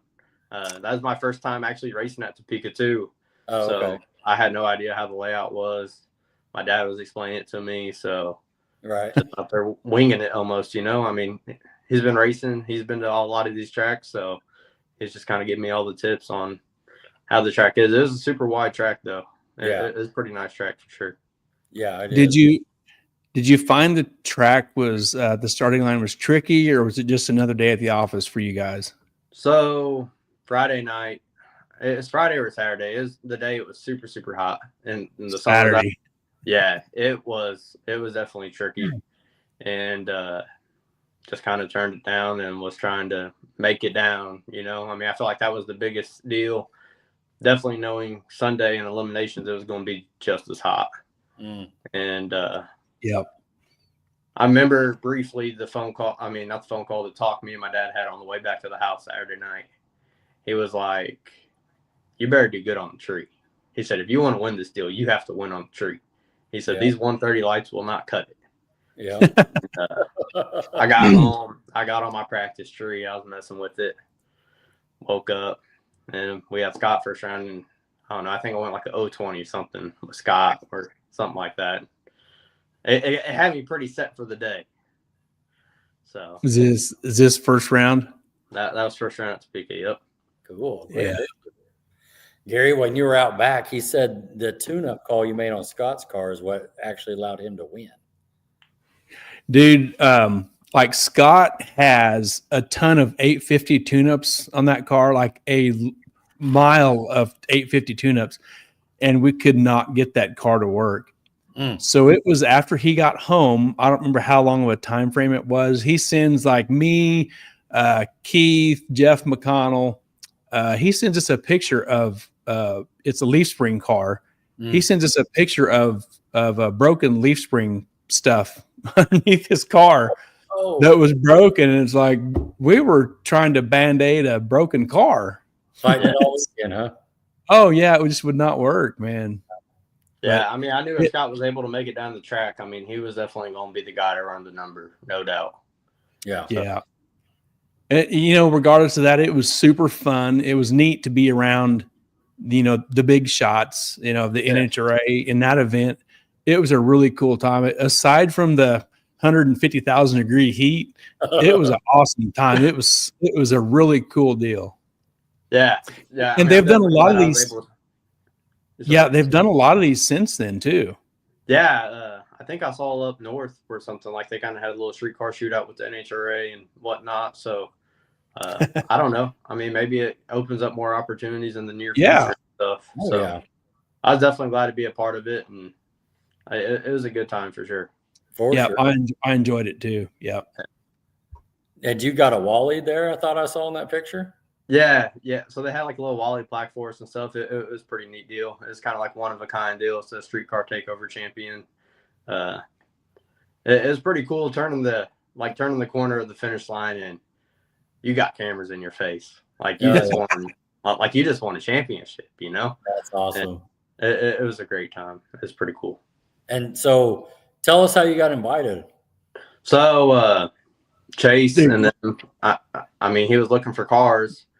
And I originally told him like I'd be interested, stuff like that, but I need to get my license. And he was like, "You need your license, like point blank." Like that was the number one deal. Like you need your license before you're even considered invited.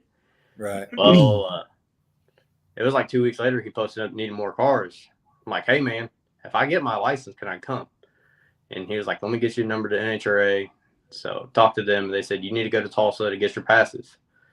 And Tulsa's ready for you." I was like, "All right." So I went down that Saturday to Tulsa, rained out, and then went back Sunday and got my license.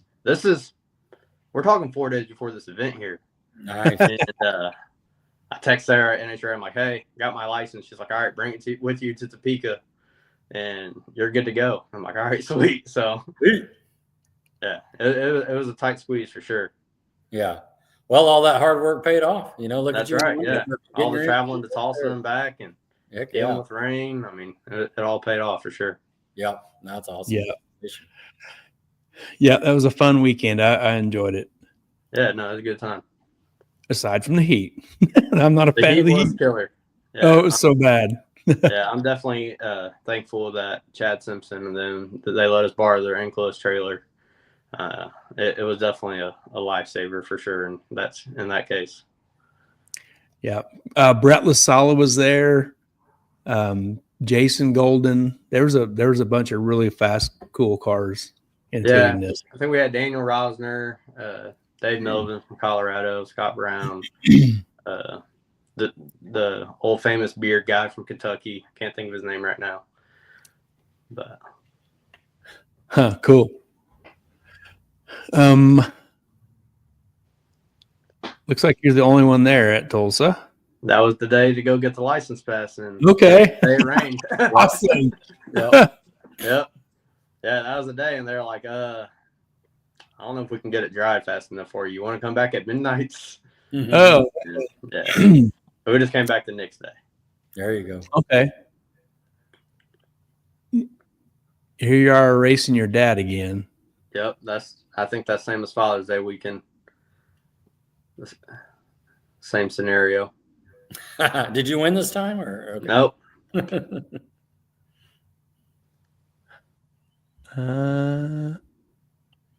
This doesn't okay. This supposed to be a street race deal, maybe. Yeah. So I got suckered into this deal. They're like, "Yeah, man, it's starting at like 9 o'clock at night or whatever." I'm like, "Sweet, like that's cool, you know."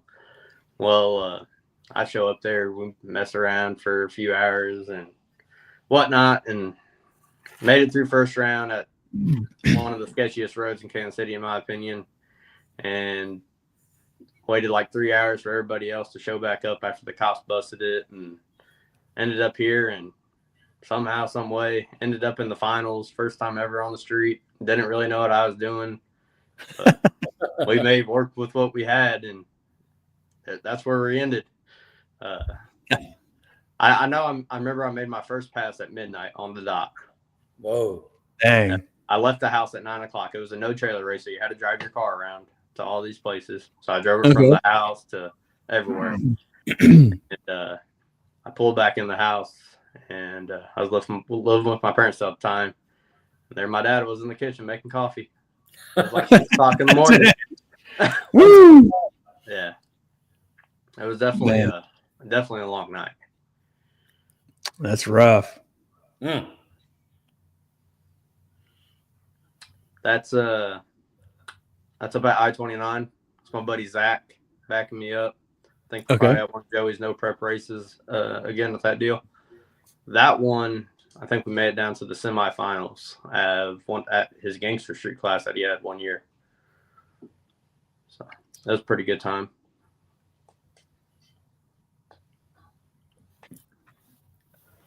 That's me and my girlfriend. Looks like Kansas City. Yep, that's Flying H. That's whenever they were paving Flying H, they kind of had a little open house to kind of gather everybody to see what the facility is going to be like and lay out. I think we're facing towards the shutdown there, so yeah, it's pretty cool to see it, and then see it now how it's kind of involved and whatnot and what it's came to. Yeah. I can't wait to make a pass on that track. You're going to love it, man. It's probably one of the smoothest tracks in the area, honestly. Rodney says it's smooth as silk. Yeah. It's a really smooth track. And I like the shutdown too. And you got a couple options. You can kind of, after you shut down, you can take a quick turn and coast, basically go back down the hill, or you can move on around to get out of the way to do your parachute or whatever, hook up. Yeah, I mean, running 8th mile and stuff, I mean, you almost don't even need to touch the brakes until you get to the ticket shack. You got to keep it running. I mean, honestly, yeah. I mean, you can roll around and roll all the way back up to the ticket shack. Agree. I think Zach Findley is referring to the previous picture. He says, that's when I got you crooked. It might have been. I don't know. Is that every time? Maybe, I don't know. No. Zach does a good job of what he does. I mean, I've helped Zach for years with his race car and stuff. And at this moment, he wasn't racing, so he rode his bike up there and gave me a hand up at I-29. Cool. That's at US 36. Okay. I don't remember what race it was, though. There's one of the races. Yeah. I think that might be Ozark there. Yeah, I think that's the Ozark Builders Brawl deal. Oh, okay. Yeah, cool. we did the Builders Brawl race. Yeah, because they put GoPros on all the cars to make sure everybody was shifting and stuff. Oh, right. I see it on the roof there. Yeah, so I think they put GoPros on the roof of each car to maybe zoom in to look to see if someone was shifting. I figured they would have been inside, but yeah, no, that was a pretty cool event. They had a high five index class. That's what we entered in there. Yeah, I think I sent you over the picture of that deal. We ended up winning that class that weekend. Wow. Let's see. That was Ozark. Yeah. There's an Ozark picture. That one's it. That's it. Is that it? Okay. Yep. Yeah. I actually went down there Friday night because you have to shift your car, and I've kind of relied on my Mark Mickey shifter to shift it for me for the most part.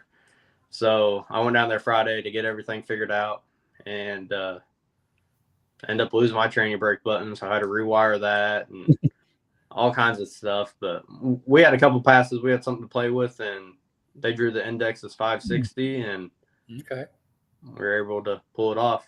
I think they had first round buybacks because I lost first round. I went 559. And then I ended up having to race the same guy second round and came back and won it. So a lot of your pictures have you and your girlfriend, Renee, right? Yep. Does she want to race something sometime? No. No? I don't know if she does or not. I know during racing season, she's like, man, can we have a break? But just a couple weeks ago during the winter time, she was like, man, I kind of miss this. Let's go. Yeah. That's funny. Yeah. So, no, I think she enjoys it a lot. I mean, she's getting more familiar with it, stuff like that. Just kind of the basic stuff on what we do and stuff like that. Right on. Right. That's up by Mocan. Mocan. Mm-hmm. Yeah, I don't know if we were there for like a hot summer nights that day or if it was just a normal test and tune. Kind of looks late in the season. Might have been like fall or somewhere around there.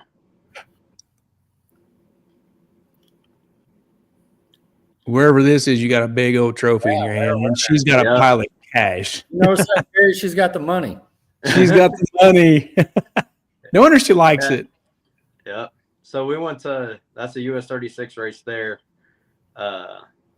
Something different about this deal. I'd never done it before.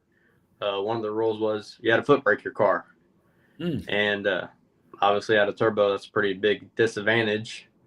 So, yeah, it was kind of all screwed up. I mean, I didn't have my shifter set up because I have it set up to go off the trans brake release. So forgot to shift the car first round, banged off red limiter, kind of regathered it, fixed it all on the laptop, whatnot. And we was able to pull off the win. I was pretty impressed. We ended up going 560s off the foot brake. Dang. Cool. Yeah. I thought it was pretty neat. Was it a no time deal? No. So they had the boards on and whatnot. I was one of the only 2 turbo cars. There was another guy there. He had a twin turbo car, but he had his stuff pretty dialed in for the foot brake. Like, I think he's done it a time or 2. And I had to race one of my good buddies, Nick Gerard. He's a pro charger car in the finals. And I knew I was at the disadvantage for sure. And I kept watching his passes throughout the night. And he was 570s, 580s, but he was holding out a lot. Like, he was lifting early. And I was like, man, let's just swing for the fence here and see what we can do. So he was dropping potatoes? Is that what the bracket racers say? Yeah. He was trying to scrub off some ET off the time clock. That's for sure. Oh man. This looks like a parachute out at Odessa. Yep, that's at Flying H. That's at a Nice. 1320 event, running out the back to the quarter mile. Is that streetcar takeover in May? Yes, I think that's the one in spring. Yep. Okay, we were there. Yeah. We went out second round at that race, I think, to Jason Guy in Oklahoma. I think he races up at Mad quite a bit, the Blue Fox body. Jason Flowers, yes. Yep. Yeah, he was probably running like 720s or something like that. When he didn't lift. Or it can run 720. He won the whole event, if I remember right. Yeah, he did. Yeah, he ended up winning the whole event. I mean, it's a fast car, you know. I tried to do what I could. I know I treat him pretty good, but his small block 4 twin turbo came pounding around me about fast car, man. 150 foot. Yeah. Woo. Yeah, he has a hot rod for sure. Yeah. Yes. Yeah, he does. Nice guy too. Yeah, he's a good dude. Yeah, I know him and his son, they go racing a lot is what it seems like. Yeah.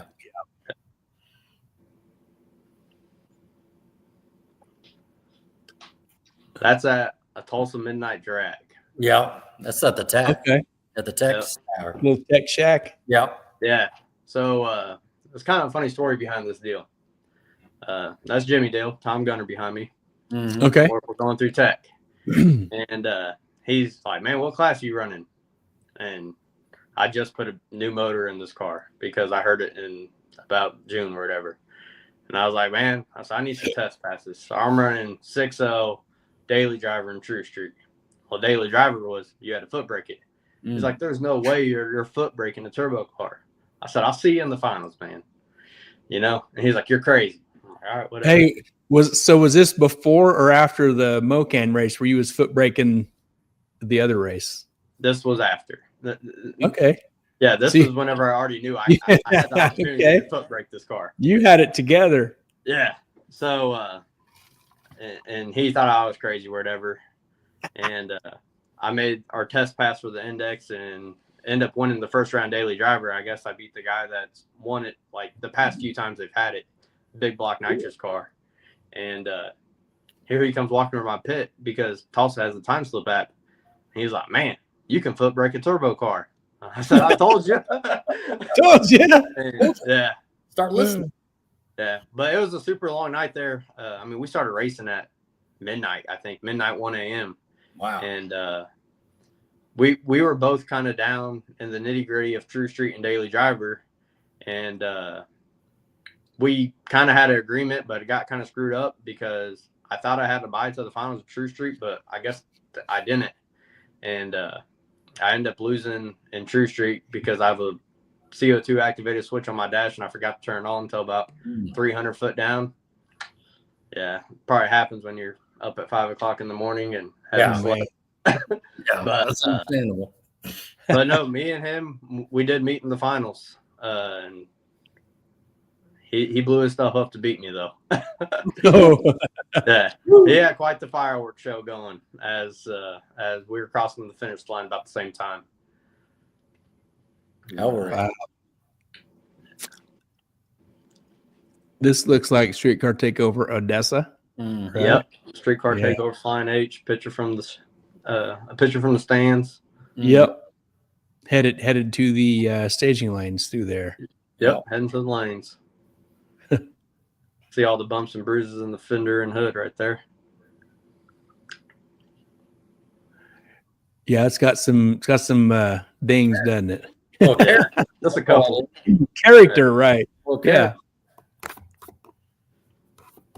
Yeah, you got some engine swapping going on here. Yeah, so after one of the True Street races at Flying H, when I raced my father in the finals, I kind of noticed that the oil pressure was kind of down some, whatnot. Kind of pulled the filter off, and there's a lot of bearing material in there. So I kind of thought at that point it's hot as we're pushing June here, and go ahead and get it fixed before winter time comes. I mean, the fall time, and end up taking it to guy to get it fixed. And at that point, we just kind of found a used motor and just got a used motor to get us by for the time being to, I guess, finish off the race season. Yeah. So. Just went and bought another Suburban. Yeah. Yes, that's Suburban engine. Yeah. That's the good thing about LSs, man. You can find them everywhere. There you go. Zach says she's not a show car for sure. Yeah, it's nothing compared to his Cobra, that's for sure. Sure. Cool. Dun, dun, dun. This is at Tulsa right here. Mm. Yep. Yeah, that's one of the midnight drags. That midnight drag I went to, and I don't remember what pass it was, but it was one of them. It's probably 2-3 o'clock in the morning. Yeah, late. Yeah. Good time. Probably same deal, Tulsa here. Yeah, that's Tulsa. I think we're getting ready to go in the semis there. I mean, it's pretty nice sunrise coming up. Yep. I was thinking. Oh, man. At that moment, I was like, wow, I've really done this deal. Like, I didn't really know what to think. I know when we left this race after I lost, I kind of looked at Renee and was like, so what are we doing? She's like, can we get a hotel? And I'm like, no, because then we don't have to check out in 2 hours. So I drove to the middle truck stop right there on 44 or whatever, crashed out for a few hours and more like 30 minutes for me. And I was like, I'm just booking it home. So Yeah. it was definitely it was a pretty fun race. I mean, I was kind of leery going into it because I just bought a used motor. I don't know if it's good or not. I'm going to come down here to Tulsa, enter in 3 classes, and put it through its beating, I guess. So, dang.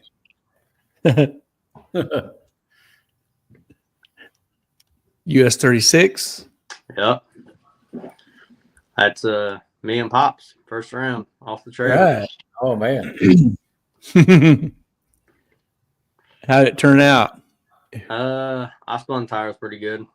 Oh, man. Yeah. I heard it wicked up quite a bit. I was like, if it sticks, it should be a good race. It didn't stick. He ended up going on to win that event, if I remember correctly. And, yeah, it was a good time. It was this past year. Okay. Right on. And this is Mocan. Yep. Yeah. Yeah. I mean, we use Mocan a lot whenever a lot of the other tracks are closed for test and tune purposes, whatnot. I know Carl, Craig, all them over there. I mean, I think they make the facility pretty nice, and I kind of like that they open up and stay open longer than a lot of these other racetracks. Yeah. We've been there once. Yeah, hot summer nights. Yeah. And since then, too, they've kind of added some pavement there in the staging area, parking area, and that sort of thing. Yeah. Yeah, I went there after they kind of did some of the staging this year, and it's pretty nice. It's a lot different than what it used to be. It's really smooth. I mean, I think they did a good job on it. Yeah. This is that finals picture of that time when I foot braked the car for the first time. Okay. That's me racing the Pro Charger car. That's a close race. Yeah, it was close. Yeah. Yeah, he shot out on me like crazy. I definitely had to reel him in. So. Give me a little scramble action. I'm pretty sure I let go of the training button and just grabbed the scramble. Right. It's kind of one of those things. Like, let go and grab it. Yeah. This is Odessa, it looks like. Yep, that's at Flying H. I think it was really cold that night. Like 39 degrees or something. I think it was super cold. Yeah.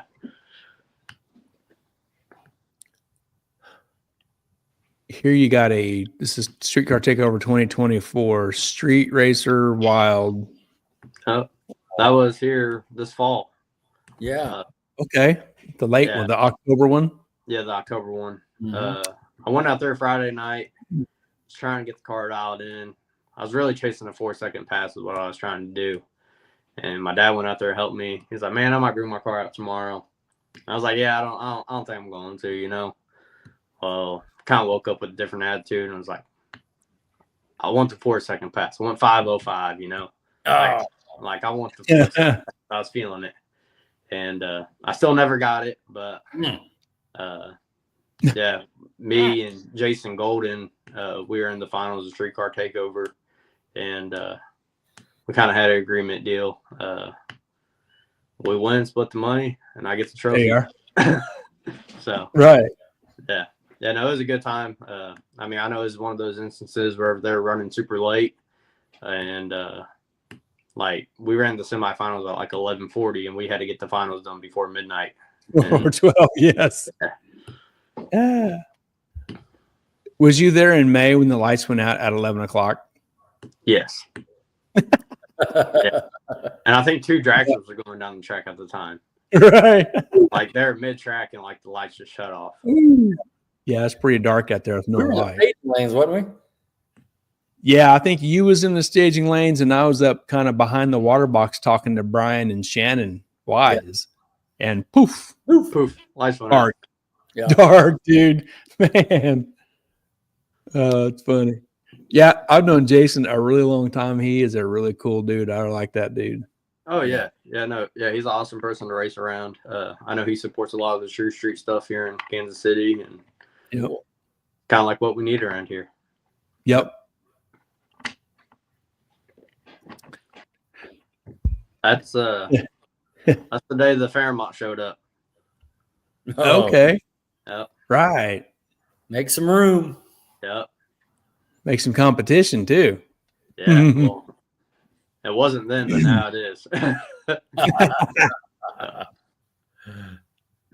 Yeah. I think it was quite the clunker when it showed up. Sure. Well, that's part of it. Yep. Yeah. You kind of make it your own as the years go. That's right. Yeah. The once over needs. Yeah. Yeah. Here's a little wheelie action from Streetcar Takeover in Odessa. Yep, that was the one from the fall. It was starting to be like one of those wheelie machines down there towards the end of the season. It had to kept taming her down.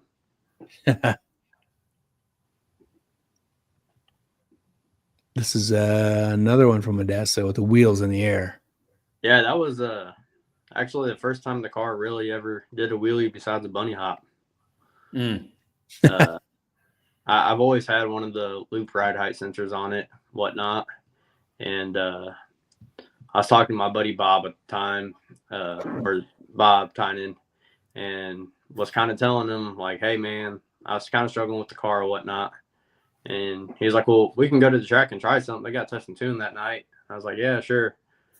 And he saw me adding the table. He's like, what are you doing? I was like, I'm creating this wheelie sensor deal. I don't know what it's going to do. He's like, I'll just drive it, man.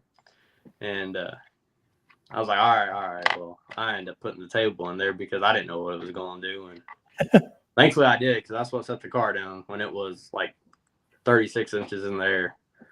No. Yeah, she was up there. About to get ugly. Red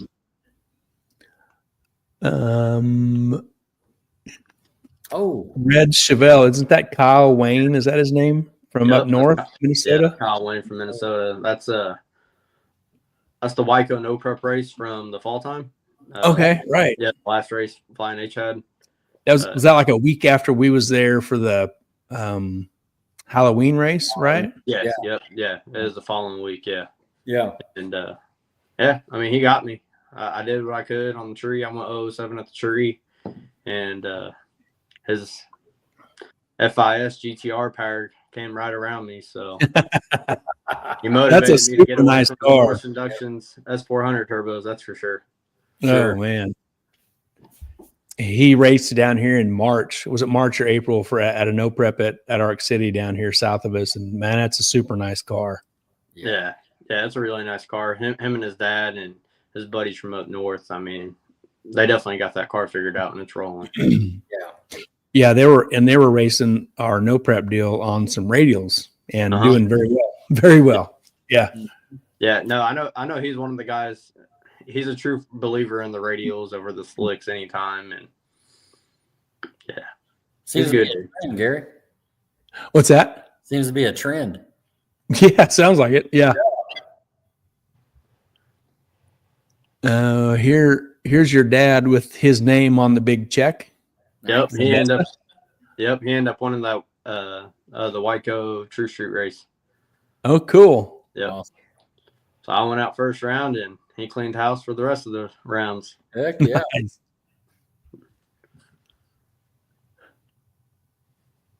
Here you are with the Chiefs mascot. Casey Wolf. JC Wolf. Yeah, that was opening day at Flying H.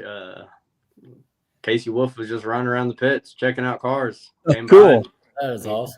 and he got a picture with the Vanilla Gorilla and I mean all my friends that helped me race. You know.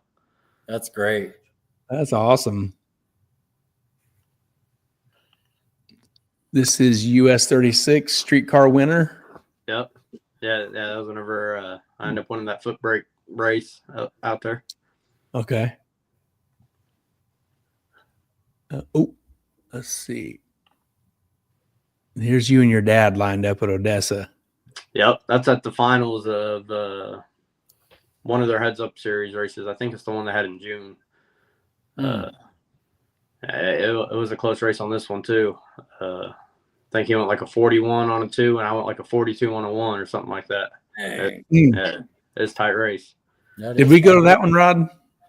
Ooh, We went 3 times. let me look. Would have We been went the in one in May. June. We went to the streetcar takeover in May. We went to the Halloween race in October. Yeah. I forget what the other one was. May 31st, June 1st. Yep, that's it. Okay, right on. Yep. Yeah, we went twice there early, like in May, right? Right. Yeah, and then we let the summer go by. Pardon this night, the lights went out. Yep, yeah. This is the night the Yeah. last one actually. Yeah. I was live on Facebook when that happened. Really? Yes, I was. Lights went out. I was like, "Whoa, wow, Whoa, hey. whoa, this is different." Yep. Is that Zach? No, that's actually my buddy Okay. Colby. Okay. I think he took Zach's role that weekend though. Yeah, because that's the same race at I-29 and whatnot, and yeah, it's my buddy Colby. Standing in as the lineup guy. Yep. This is Ozark. You're holding a big check. Mhm. Yeah, that was this past spring. Ozarks. They had BJ the flagman come up and had no prep race. Yeah. Ended up winning True Street at that race that weekend. Cool. This is another. Is this the same? That's from the Another- Builders Brawl, I think. I think I put that in there twice, maybe, perhaps. Okay, maybe. Yeah. That's all right. Here's your dad in the water box. Yep. That's at the Builders Brawl race as well. He ended up racing, I think the street muscle class there. I think what put him out, I think he did a pretty big old wheelie on that deal. Oh. Yeah. Does he race on a radio also? Yeah. I think Okay, he's cool. put that wagon on a slick once or twice, and it's worked, but it ain't worked like it did with the radial. Okay.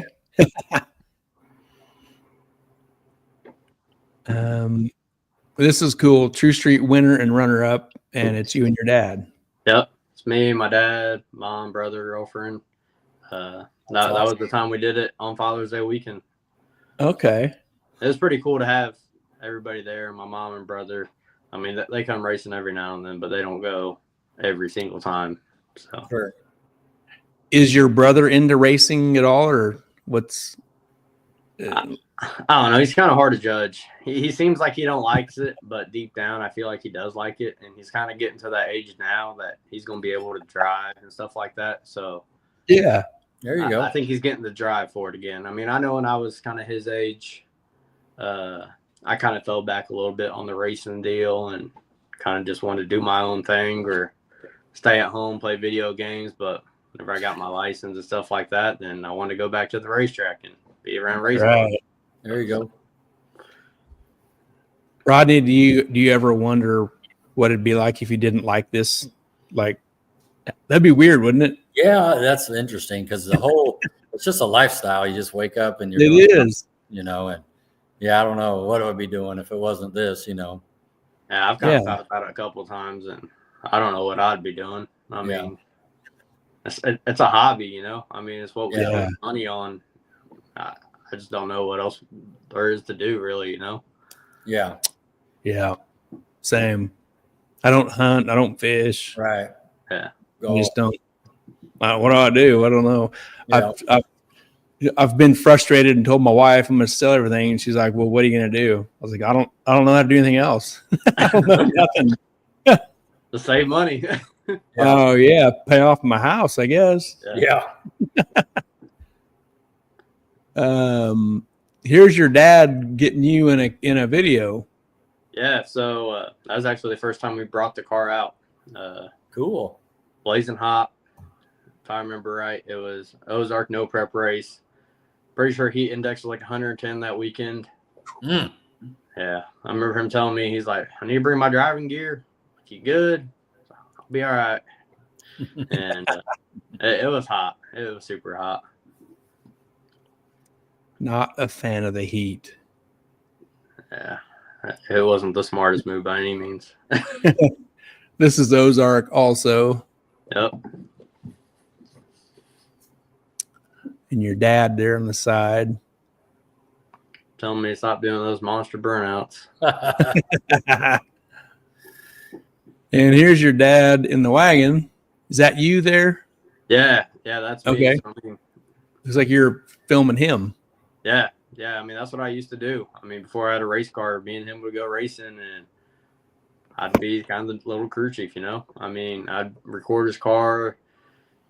He'd kind of base off what he needs to do based off how this car is separating, how the tires getting crushed, stuff like that. And I mean, it's kind of what my role was then, you know. Yep. Still to this day, when we're not racing or we're not busy and we're at the track together, I mean, I still do it for him. I mean, I help him out as much as we can. So Cool. Chris Grafton here. He says, "Come win that money again at Wyco Racing No Prep, April 25th and 26th at Flying H. Put it on your calendar. Go get it." Breaking news. Schedule update. Right. Yeah. I don't know. Might be able to make that race. I got a buddy. His kid's turning 1 that weekend, so I might go to his birthday party for his kid or whatnot. Just kind of depends how things plan out. I mean, it's still a while away, so. Cool. Does your dad ever let you drive the wagon? I have never drove the wagon. No. No kidding. No. Has he drove your car? Nope, he has not. Really? You guys We've should talked trade about cars it a couple one times, weekend. but Just completely trade both cars. Yeah. No, we've talked about it before. We just never done it.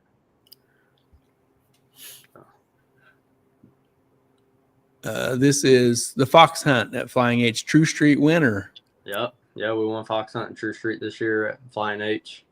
There's 3 cars that showed up. It was all right. But, Man. Yeah, car counts weren't great.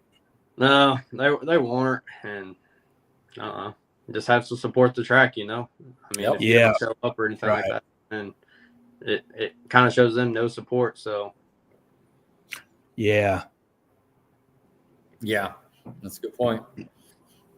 Chris says bring the kids to the Power Wheels race. Yeah, I mean that'd be a good idea. I could definitely let them know for sure. And the last pictures, that last one you sent me here is at Ozark. Yeah, so that's actually the first race I've ever won. Oh, cool. It was Street Machines. They kind of went out on a limb. They had the 6-0 class type deal. I was kind of involved in trying to get him to add the class because at the moment, that's what I was kind of comfortable with, running the car, turning the car up to, whatnot. And I said, hey, if you can get like 10, 15 cars committed, we'll have the class. And kind of talked to some people, and I had the class. Me and my good buddy Austin Martin, we were in the finals, and we duked it out. Pretty good time. Nice. Cool. Cool. What's been your favorite, most memorable win? Win? Yeah. The winning side would probably be the NHRA race. Probably the memorable race. Oh, right. Would probably be the one on Father's Day with me and my dad. There you go. Cool. Right. But I mean, just doing the deal for the NHRA deal, I mean, it was pretty cool. Definitely something to remember. Definitely. I mean, having all the battles out with Pops and stuff like that, I mean, it's definitely always a good time. Yeah. Now, a lot of people can't say that. That's pretty cool, for real. Yeah, really. That's all the pictures we have. Gary, why don't you bring our sponsors in? Let's bring on these partners here. Give a shout out to these great partners with us in 2025: Mid-America Dragway, Ultra Color Collision Repair, Mobile Recon and Mobile Detailing, Sandland Iron and Metal Auto Salvage, and Harry Street Carpet. Thank you for being awesome partners in 2025. Sweet. Cool. Another comment here. Brian Snyder says he meant to say beating me at Titans during testing. Was that the most memorable moment? Is that what that was? It felt good for sure. Yeah. I mean, Good. we were talking about it in the pits, and he's like, "Man, like, what's your goals for today?" I'm like, "Dude, I'd be tickled to death if I won a team. You know, like it's hot." And it's like, "Oh, I think you got it." And Which one? What track was this at? this was at Ozark. Ozark? It was the Ozark finals of this year. Okay. And yeah, we lined up in testing, and he zipped the tires, and I went down through there. Won a 519. I was happy as hell. You went the team. and he's like, "Hey, you won a team and you beat me." I'm like, "That's right." There you go. And yeah, we ended up making it to the finals of that race actually. Oh, cool. Brian says I gave him the Ricer flyby though after the stripe. Yeah, he gave me the Ricer flyby and then the orange parachute shortly after. No, man. Funny. So you were still racing. He let you know when to finish. Yeah. That's great. Brian's awesome. Yeah, no, he's definitely good people. I mean, always seeing him at the racetrack it's always a good time around those guys. And all the Jefferson City guys, they're all good people. Yeah, definitely. Yeah.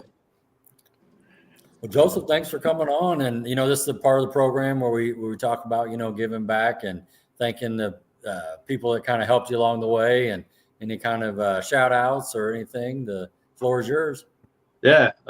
So, I mean, of course, all the customers of Garage Built, all the companies that we sell for Garage Built kind of goes into how I can afford the race car, I mean, without them, I mean, this stuff probably wouldn't be possible.